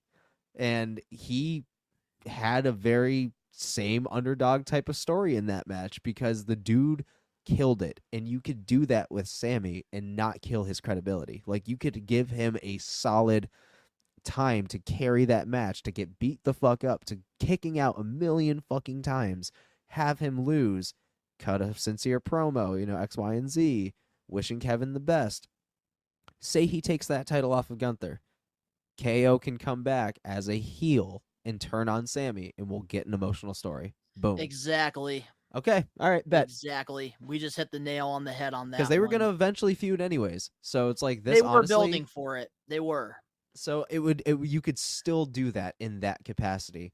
It's just getting him in a program with Gunther if Drew isn't the one that's going to take that title off of him. Because Drew hasn't been the IC champion in a while, like 2011. So yeah, so there's definitely a lot of possibilities there. But up next on the We Are Wrestling podcast, we are going to be diving into Chris Van Vliet's podcast interview with the American Nightmare, Cody Rhodes. I'm excited. And of course, we have another AEW tag team we need to talk about, and our main event topic. So guys, we'll be right back with more We Are Wrestling 67. Hey everybody, it's Hall of Famer Devon Dudley here. And when I'm not putting people through tables or testifying, I am listening to one of the greatest podcasts in the world. We Are Wrestling Podcast. Check it out. Testify. Are you looking for wrestling content? Well, We Are Wrestling provides everything pro wrestling. The best one, Donnie, Danny Huckins, and the Load Rager Ben are wrestling marks like you who love this sport. We Are Wrestling has it all when it comes to wrestling content. We have different podcasts, vlogs, reactions, full wrestling matches, live pay-per-view watch-alongs, interviews, predictions, and so much more. Only on We Are Wrestling. What are you waiting for? Subscribe and become a We Are Wrestling Maniac now. We're back, and this coming week, we got lots of awesome content coming to the We Are Wrestling YouTube channel. We have the SummerSlam 2023 predictions. We also got my reactions. We even have my AEW Dynamite, Boston Blood and Guts vlog. And of course, we got the biggest blockbuster watch along of the summer, SummerSlam 2023, live in person. It's going to be Ben, myself, and a bunch of the We Are Wrestling extras. We're all going to be watching it. You're not going to want to miss it on Saturday. So we got a jam-packed week of content, Ben. Yeah, it's going to be fucking nuts, bro. Like, leading up to these big 5 pay-per-views, dude, it's always an exciting time because it's like there's so much culminating, and like it's been a while since we've had lackluster cards. Like, I will say it's been a while. So I mean, like, we're on fire, man. Like, we got a lot of shit coming up, and there's so much content to dive in on, and I'm stoked to start the AEW route very soon because it's going to get even broader. So I'm stoked. Before we dive into the Chris Van Vliet podcast, every week on the We Are Wrestling podcast, we do this thing called Comment of the Week. All you have to do is comment on any random We Are Wrestling YouTube video. To all the listeners, to all the watchers out there, this week we got not 1, not 2, but 3 Comment of the Weeks. Oh, yeah! And our first comment of the week, this comment was on our video that's blowing up right now on the We Are Wrestling YouTube channel. The whole curtain call that happened with the BCC and the Elite on Dynamite during Blood and Guts. And this, We Are Wrestling Maniac commented this at Play With 6 Strings. Said, WWF curtain call vibes. Yeah. Yeah, no, 100. That is a spot-on comment. Yeah, the only takeaway I would have had from that was obviously the spot at the end with the thumbtacks, but we already talked about that. But yeah, dude, it's nostalgia, and again, like, it's nice to see a wall break. Like, it's kind of nice to see kayfabe break every once in a while, and kind of see a good mutual respect between, your peers. So, and especially in the capacity that it was, because I heard that match was fucking nuts. It was nuts, and I think a lot of the old school wrestling, legends, they did not like that because of how intense that match was. And honestly, it does really give off the curtain call vibes, because after the match, they all broke out of character and they all shook hands. Even Ibushi decided to fucking take a random fucking bump for no reason. I think I'm more mad at that than them shaking hands. That's what I'm saying. But honestly, like, I gotta say, Play, with 6 strings, I definitely have to agree with the comparison there. And I'm sure on the comment of the weeks, we're going to be getting comments on this video for, like, the next, 5 weeks because of how much, views we're getting on here. But honestly, I definitely see the comparison. Our next comment of the week is from your favorite at Alex Johnson 8464. My man, what's up, Alex? Okay, and here's the thing. A lot of you that are listening are probably like, why are you laughing at one of your We Are Wrestling Maniacs, Alex Because Johnson? this man is the horniest wrestling fan I have ever fucking come into contact with in my entire life, but my God bless his soul, he is one of the best people. He loves Liv Morgan, guys. Yeah. And this is why we recommend a lot of the We Are Wrestling Maniacs that are, tuning into the podcast to come join the live streams. This is how, Alex Johnson, he's become, one of our biggest We Are Wrestling Maniacs, commenting on, all the Liv Morgan and women matches, making himself known with that beautiful tux. He commented this, at We Are Wrestling, I'm not feeling Rhea Ripley's title reign anymore, because she's interacting with the men's division way more than the women's division, and it's getting bland and stale and boring. Okay. This is going to make a great conversation, Alex. Very great conversation. There's a point where you don't want to overdo something. It was impressive when Rhea Ripley fucking gave Luke Gallows a fucking suplex, not a suplex, a fucking Hulk Hogan slam, brother. Yeah, a body slam rather, through a fucking table. Everybody was fucking impressed. Everybody Just like when MJF gave the body slam to Big Bill. Fucking awesome. That pop was insane. But anyways, and the Big black and Bill. white photo on his Twitter. Hey, I'm Big Bill. Anyways, that's so fun. There's something you don't want to overdo, is when you have a female wrestler that is as fucking strong and is fucking as dominant as she is, it's better to know that she can rather than have her overdo, because then where's the impressiveness anymore? It's gone. It's gone, because it's like the super kicks, Shawn Michaels' fucking sweet chin music. You knew the show was more than likely over. Like, the match was his. That's been overdone now. So I don't believe any pin from a fucking super kick anymore. I don't. Like, I really don't. It's gotten bland. So I can understand where he's coming from. Of it, you can just thank the Usos and the Young Bucks for that. Yeah, exactly. Like, I can get behind it with the Ziggler. Usos, but I can't stand the Bucks. But anyways, Dolph Ziggler was basically Shawn Michaels 2.0. So I can understand Ziggler. He is Shawn Michaels 2.0. Not was. He is, very much so. But I think I can appreciate this comment, because I think the same thing as well. It's like, there's plenty of women that you could be going at for the women's title. You could be defending the shit constantly. You are more than capable. It's true. You are basically the new China. You're the 10th Better wonder of the world. storylines. Yes, you have the 10th wonder of the world. You can actually deliver promos, unlike fucking China. Why aren't you doing that in your division? Why aren't you making your title more prestigious? Why aren't you focusing on putting these other stars over, even if you are taking the dubs? You could be the next Roman Reigns of the women's division, and you're wasting it. So I can understand. Dirty Dom. No, I love that angle. Fuck you. I love that angle. No, Well, that's like what aside, Alex is trying to say on here, though, is how, like, she's doing more with Dom than doing more with, the women's championship.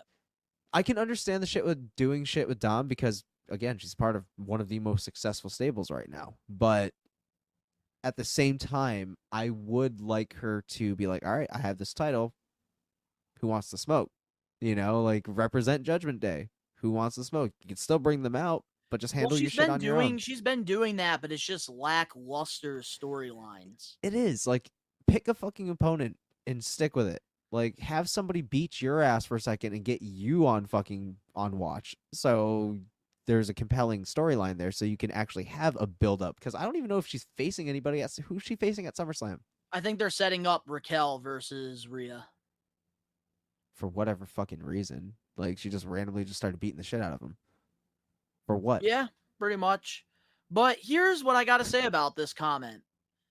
Alex, this I love definitely Rhea, creates so. a fantastic conversation here because I think a lot of maniacs, including myself and Ben, I feel like we've been thinking about this comment, Yep.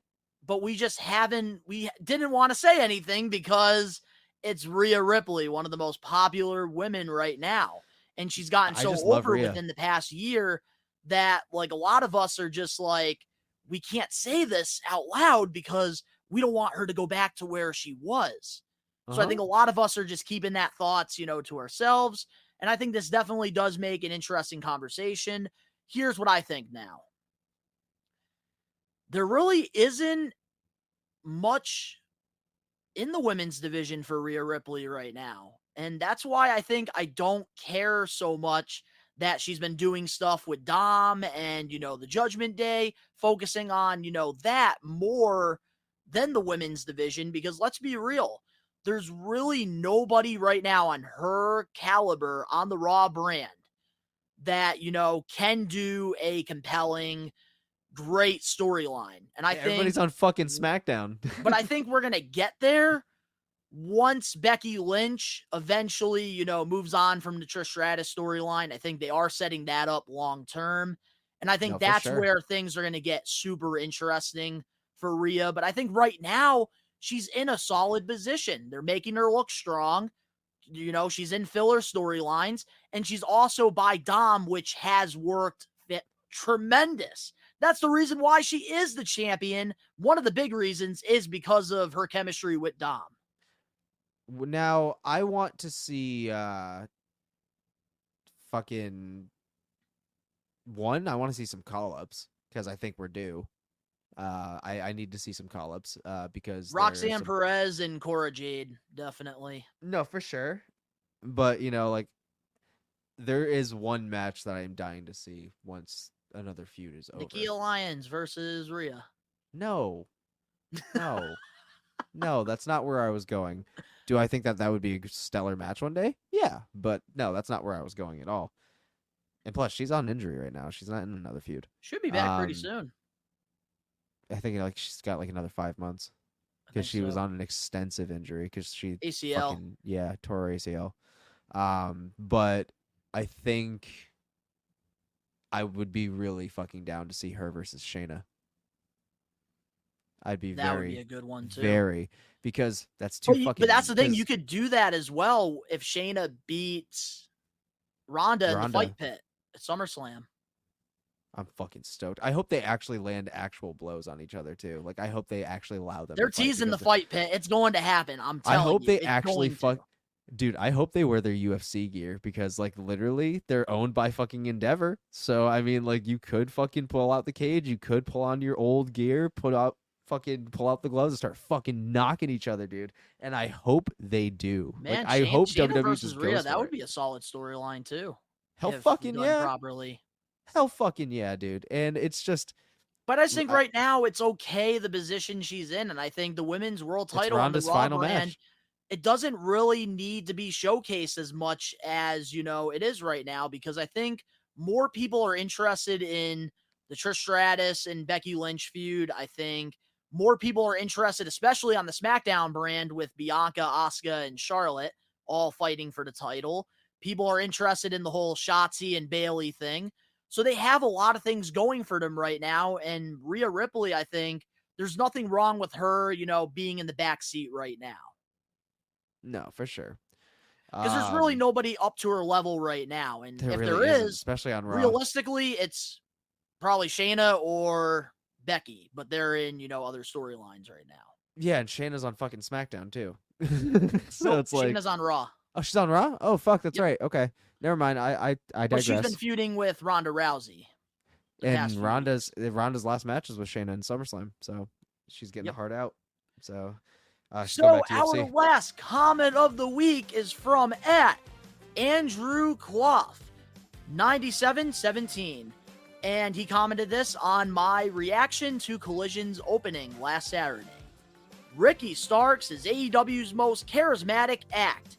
He's miles ahead of anyone else on the roster. Cole, MJF, whoever. Starks is him. Now we're basing it on heel work, you said? He just thinks that Starks is him. He thinks that Starks is the most charismatic guy that AEW has.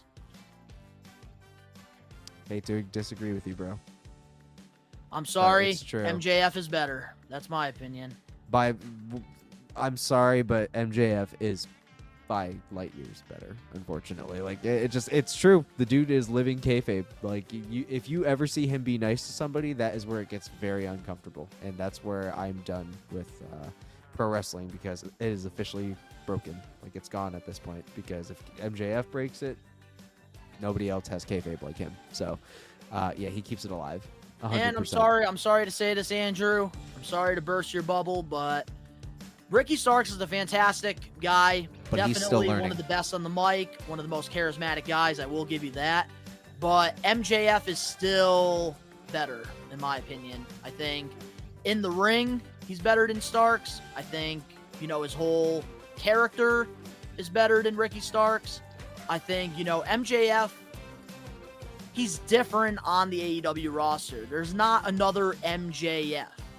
Ricky Starks, on the other hand, you go to the other show, and I'm not even trying to diss Ricky Starks because I love his work. One of my favorite guys. But over there, like Austin Theory, Grayson Waller, they're kind of doing the same thing. The Miz, as, Ricky Starks, except Ricky Starks does it a little different than them. But here's the thing, man. At the end of the day, there's nobody better than MJF in AEW. I'm sorry to burst your bubble there, Andrew. But congratulations to all 3 Comment of the Weeks. If you want to get your comment featured on a future episode of the We Are Wrestling podcast, all you have to do is comment on any random video on the We Are Wrestling YouTube channel to get your comment featured. Hell yeah. But now, let's dive into Chris Van Vliet's podcast Insight. So, earlier this week, he did this nice half-an-hour interview with the American Nightmare, Cody Rhodes, because in case you guys have been hiding under a rock, we talked about this last week on the podcast. Cody Rhodes will be having a new documentary coming out highlighting his entire career from when he first started to when he was in WWE to when he left WWE to go to AEW, then coming back to WWE and main eventing WrestleMania. It's going to be an insane documentary, but with, this interview with Chris Van Vliet, Cody Rhodes dived into pretty much everything with AEW, his real heat with Seth Rollins, some things that he, would change during, his AEW time. It was definitely a pretty interesting conversation. Yeah, it was really insightful. Like, yeah, we got a bunch of different topics, like even like as so far as like Vince talking about what it's like being a dad to a girl, fucking, just the overall like mood that went into the entire conversation, that it wasn't even like a meeting till like the last 30 seconds. Like,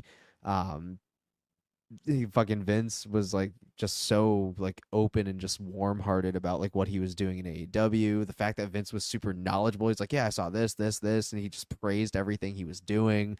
And fucking Cody was just like, oh, and how receptive Vince was to everything that he wanted to do to bring this character over to WWE without really changing anything. Well, that's one thing about Vince McMahon.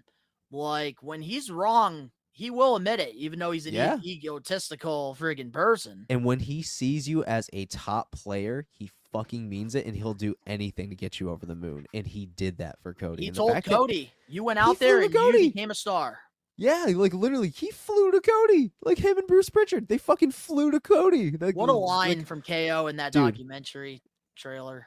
Dude, like seriously, like the fact that he fucking flew to Cody is nuts. Like, who can fucking say that? Vince McMahon flew to my house to talk to me about coming back and bringing me back, my brand. Saw that I was a top executive and a reason that the rivalry company became as big as it did and was birthed in the first place, made a name for himself all over the fucking world. New Japan, Ring of Honor, fucking AEW, the Indies, fucking everywhere. And Vince saw all of it. And the fact that Vince McMahon himself, the same Vince McMahon that basically shit on this kid, acknowledges all of that and is really ready to send this dude to the fucking moon is unreal to me. So it just, yeah, I was stoked on that interview. I really was, because there was a lot of juicy ass insight on a lot of things. Like, it was all Well, just we're going to be super diving interesting. all into it, man. Let's fucking but go. With Vince McMahon, I got to say, one thing that I really liked about this interview was, and I'm noticing this a lot, when there's, guys that, step away from WWE for a while and, they have that first conversation with Vince. It's very heartwarming. It's very, special. It's more than WWE. It's more than wrestling. Like, he wants to, talk personal with you. Like, he wants to talk about your family. And, like, I really think that a lot of that, goes unnoticed. A lot of people sweep that under the rug because of, all the bad things Vince McMahon has done. And, His creative as with shit. a toxic, world of pro wrestling, we like to blame everything on Vince. And I think some of us, we forget. Ring of Honor bails. Fuck you, Vince. But that's the thing. Like, some of us, we forget the human being behind Vince McMahon. And I think, Cody Rhodes acknowledging that, seeing that side of Vince, I think is pretty cool. I also think that played a huge part into Cody being so open to come back so quick, right after leaving AEW too. Like, almost immediately, only like 3 months after. Like, yeah, 3 and then months he was all it started, took. and that's another thing that I really found interesting throughout this entire, interview with Chris, talking about his executive role in AEW And how and wrestling took a how much he had backseat. to sacrifice being in that role, to pretty much balance, doing behind the scenes stuff, being the leader, coming in there dressed up in the suit and like making sure, certain guys are being put over, but at the same time, focusing on his in-ring wrestling, pretty much juggling everything. And I liked how, they went into that as well. Yeah, that's something I like too. Like, something that I really took from the whole thing, and he's definitely serious about it, and I believe it when he says it.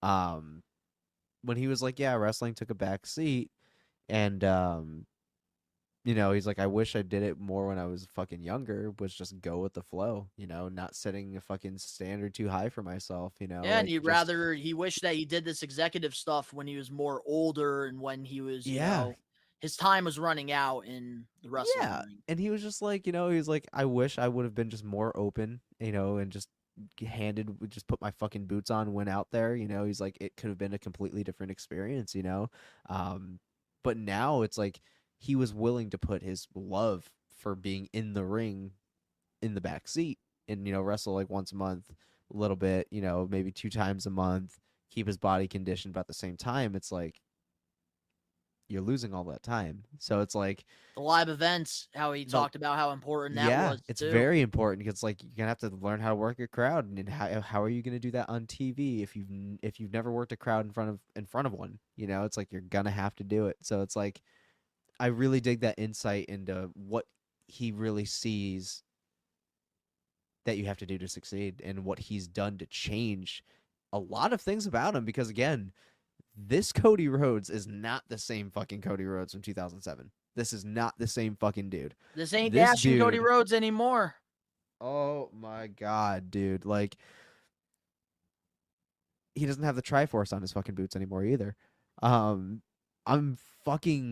I just loved everything about this interview, because we got so much insight on so many things. And it was only 25 minutes, and it felt like I was sitting there for an hour, because there was just so much shit they were talking about.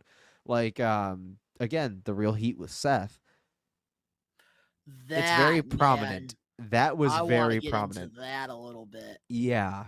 That was very apparent that there is a dislike there, because I do have the quote. I do have the entire quote here if you want me to read it. Pull it up. Read it. All right. So, Cody Rhodes addressed his feud with Rollins and believes their days of facing each other are done. Cody said this on the podcast.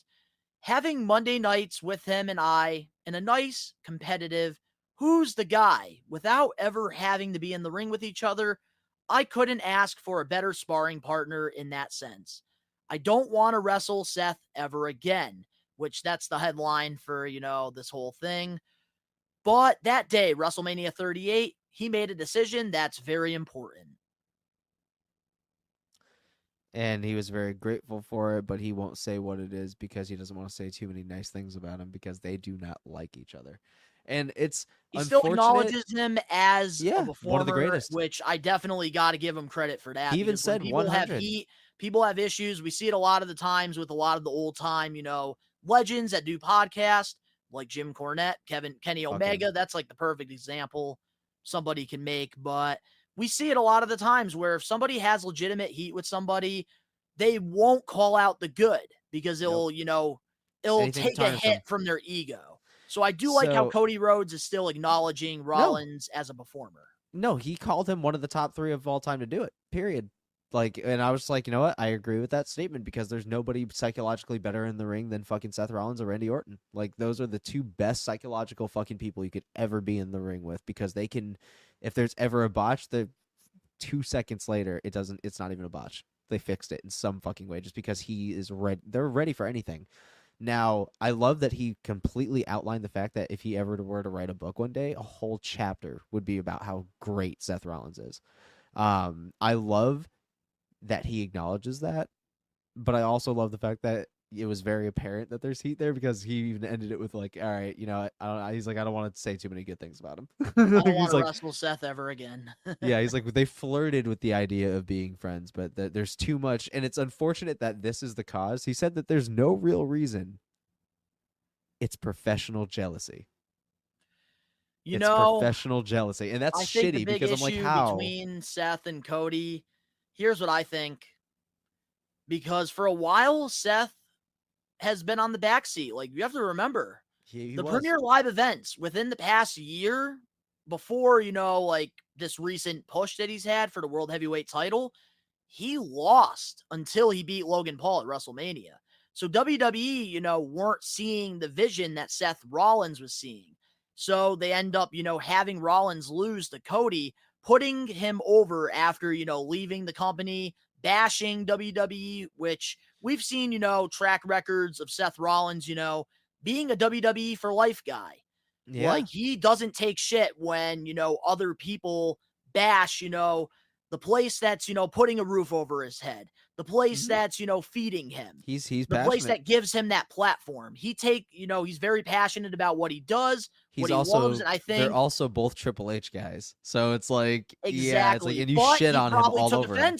But he probably took offense to when Cody used the sledgehammer on the throne in the first episode of Dynamite. And I think when it's all said and done, it all comes down to Seth having to put Cody over not once, not twice. 3 times. Cody won all 3. You had WrestleMania. You had WrestleMania Backlash. And you also had the Hell in the Cell.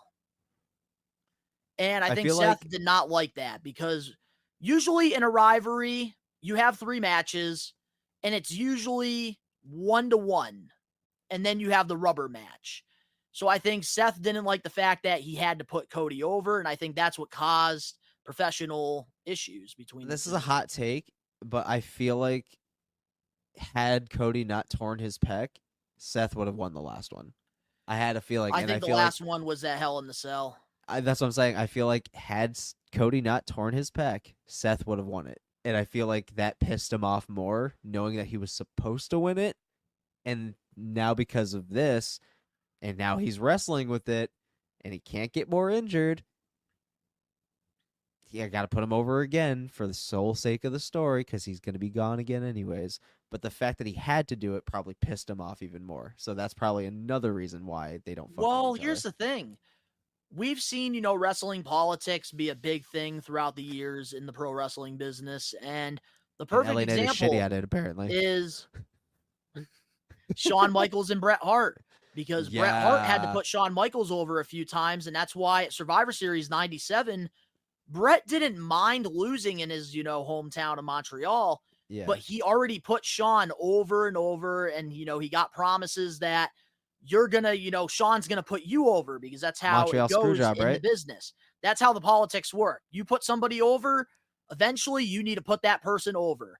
And Shawn never put Bret over once. And that was the issue that Bret had with Shawn that led to their, issues throughout the years. No, facts, 100%. And I'm glad that they Man, finally wrestling saw each other politics is recently. legit.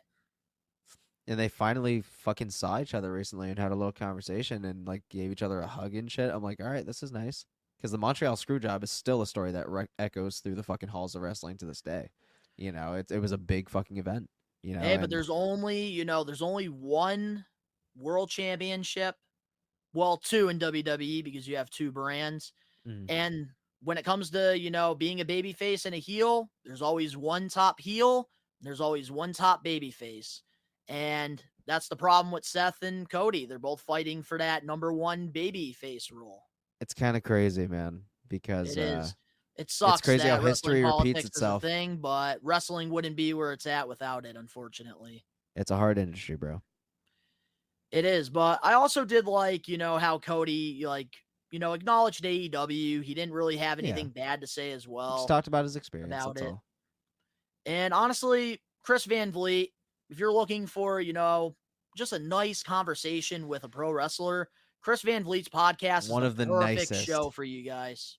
And he's one of the nicest dudes. He's always enthusiastic to be there, and he's always positive. So huge shout out to Chris Van Vliet, man. Like the dude is one of the best the best to grace us with fucking content wrestling related. So And it's I not really like just him. all, and that's the thing I like about his interviews. Like it's just a conversation. It's not Yeah, it's about all ooh, wrestling. let me get the scoop from this show or that show. No, he Who do just you has a hate? Who do you conversation. like? Just a nice Yeah. conversation. He's like one of those homies that you haven't seen in a while, and he's just catching up with you. Like it's honestly really fucking nice because it doesn't have to be just like pure journalism. It's like just getting a conversation out. It's a natural conversation, and I'm always gravitated towards those. And that's another reason why I love Chris Van Vliet is because he's very human. Where you have a world of Exactly. celebrities, he's very grounded and he's very human, and I love that about him. So again, huge shout out to Chris Van Vliet. Yeah. And speaking of heat, moving on now to our last topic before we dive into the main event. Recently, AEW updated their website with, their roster photos and stuff.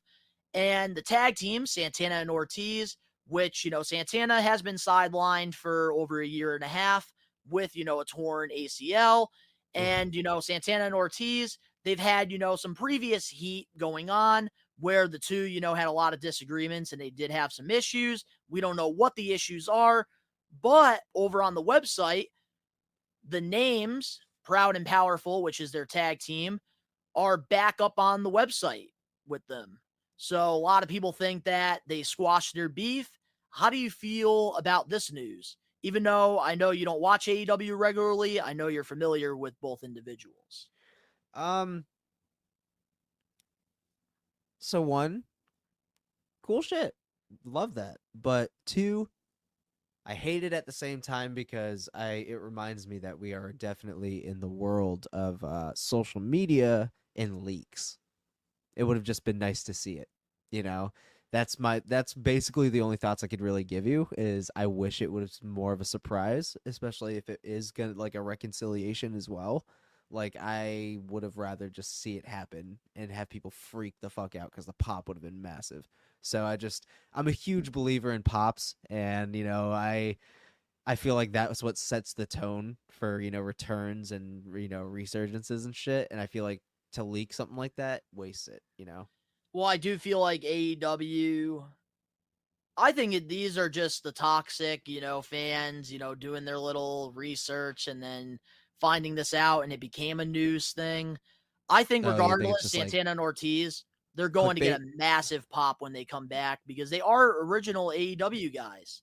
They, nice. made Day their ones. debut at the first episode of Dynamite with the Inner Circle. Oh, so day ones. Okay. Got you.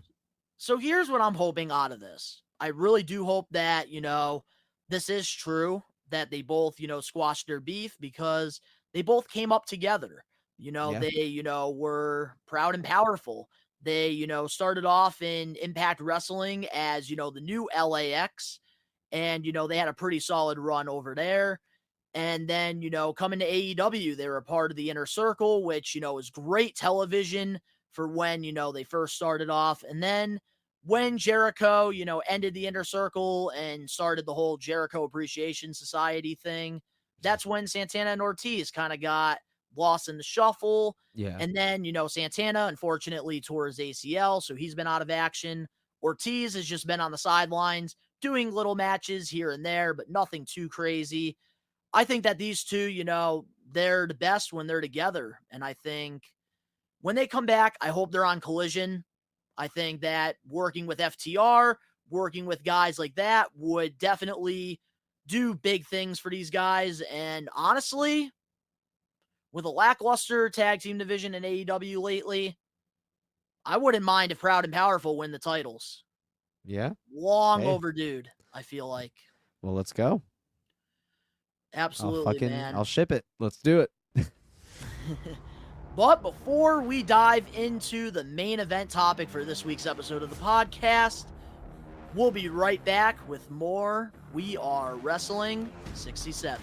What's crackin' everybody? WWE Hall of Famer, The Godfather here, and you're listening to, that's right, you are listening to We Are Wrestling Podcast. Check them out, man. Stay on that smoke train. The biggest blockbuster of the summer, SummerSlam, is right around the corner.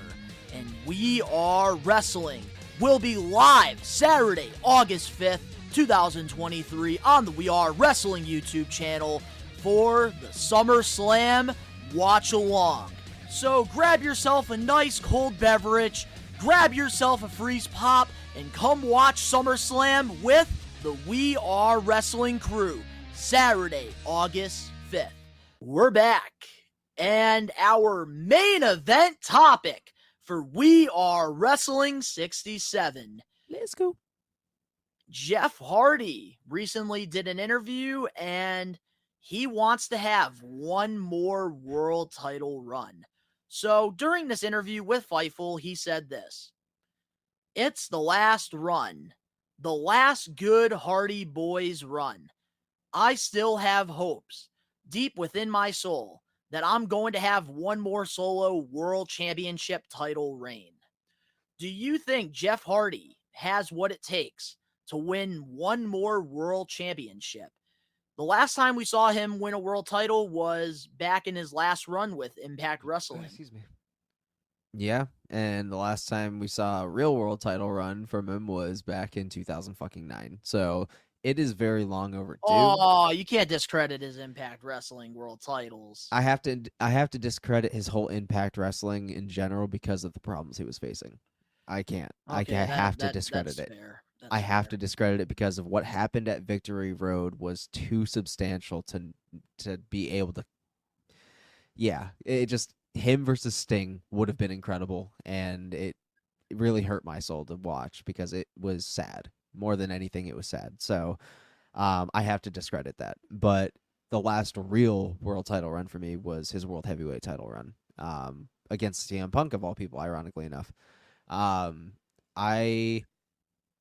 I think if he can get mentally there and he can put his demons in the back seat, and if he can get physically there and have a little bit more ring callus with Solo again, going solo a little bit more and doing some more singles matches, and really crafting that storytelling in the ring again, and really owning his old school moves, like really starting to sharpen those back up again, get a little bit more locked in on them instead of, freebirding it a lot, don't do as many high spots. Leave those for leave those for like clearly memorable moments. Like, for example, Wembley. If you end up being on that card, that's a place to do it, but not for regular shows. Don't jump off a friggin' 20-foot ladder nothing. onto chairs and tables and all that fun stuff. Don't fucking do that. Leave that for like your last fucking thing if that's what you're going to do. If you want to go out with a bang, fine. But while you're still here, make sure that there's nothing that can make you go backwards. 2, it needs to be the right feud. It can't just be anybody. It has to be the right feud.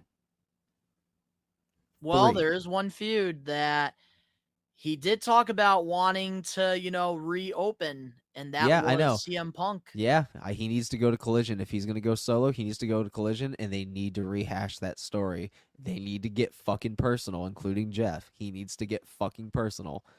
And they really need to sell it. Like, they really need to fucking sell it. Don't get too fucking dirty about the personal, but get personal.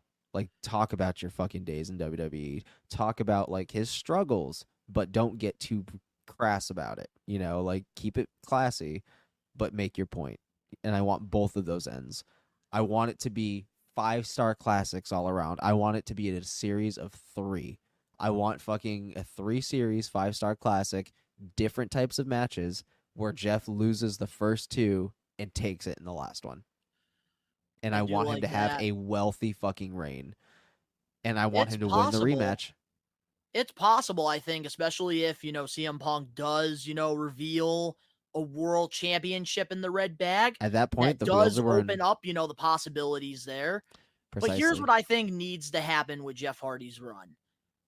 I understand, he wants to have one more world title run. It has been a while since he's had that. And that's when, he was on top of the world. Literally. So, of course, he wants that. But I think, Jeff Hardy does got to take it one step at a time. And I think there's still a lot of work that needs to be done before he gets to that world title run. I think what needs to happen, he just came back, and I think just needs to continue, battling those demons. And I think, him and Matt Hardy need to come back as the Hardy Boys, and I think try to have a tag team title run.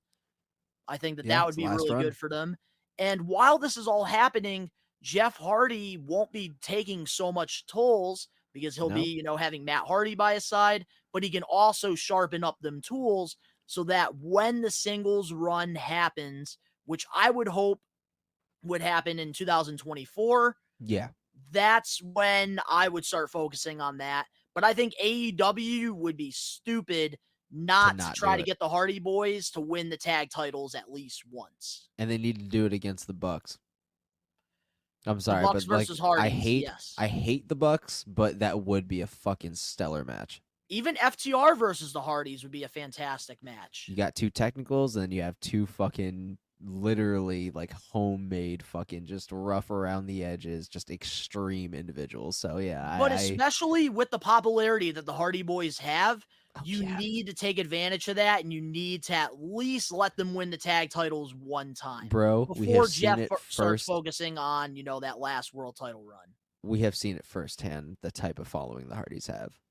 Like, it's no fucking joke, bro. Like, it's no fucking joke. So I agree. 100 wholeheartedly % agree. Like I said, think the possibilities are endless. I think Jeff Hardy in the right storyline, it could work. Right now, I can't see MJF and Jeff Hardy doing something. They have 2 completely different styles in the ring. Adam Cole, Jeff Hardy, that just won't work if Adam Cole's the guy. That's why I think Jeff Hardy right now, the best thing he can do for his career, he's got to focus on, the Hardy Boys' last run. For sure. And then get himself into the World Championship title run. Yeah, because people think like, oh, the Hardys are about to fucking are done. It's like people, the Hardys are done, but not their singles careers. Like, Jeff is gonna go for the big one again eventually, and I hope it's against CM Punk. I hope it is, because if that's the case, that's you got money on the table right there. And Tony Khan would be dumb. Tony's thinking about it. He is like, oh, CM Punk's back. Oh, Jeff Hardy's back. Oh, like, yeah, draft his ass over to fucking Collision and keep him there. Have CM Punk go through some fucking heads. Have him give himself a wealthy reign. If there is a title in that bag, give him a wealthy reign. And then, when it's time, host an open challenge. Cue the music. I'm telling you this right now. If you cue that music at the right time, with CM Punk as the world champion, I'm telling you, it's going to be an Edge type return pop. it is going to be a massive pop because you know exactly where we're going at that point. We're going down memory lane. We're going down memory lane, and it's going to be fucking brutal. And that's the thing, like, even professionally, that would be really cool to see CM Punk and Jeff Hardy work together because Dude, they did have a lot of differences throughout the years. What the fuck? Especially with WWE. Remember when Jeff Hardy was fucked up? Those YouTube videos on Matt Hardy brand, and like he was going, CM Punk, you're a bitch. Yeah.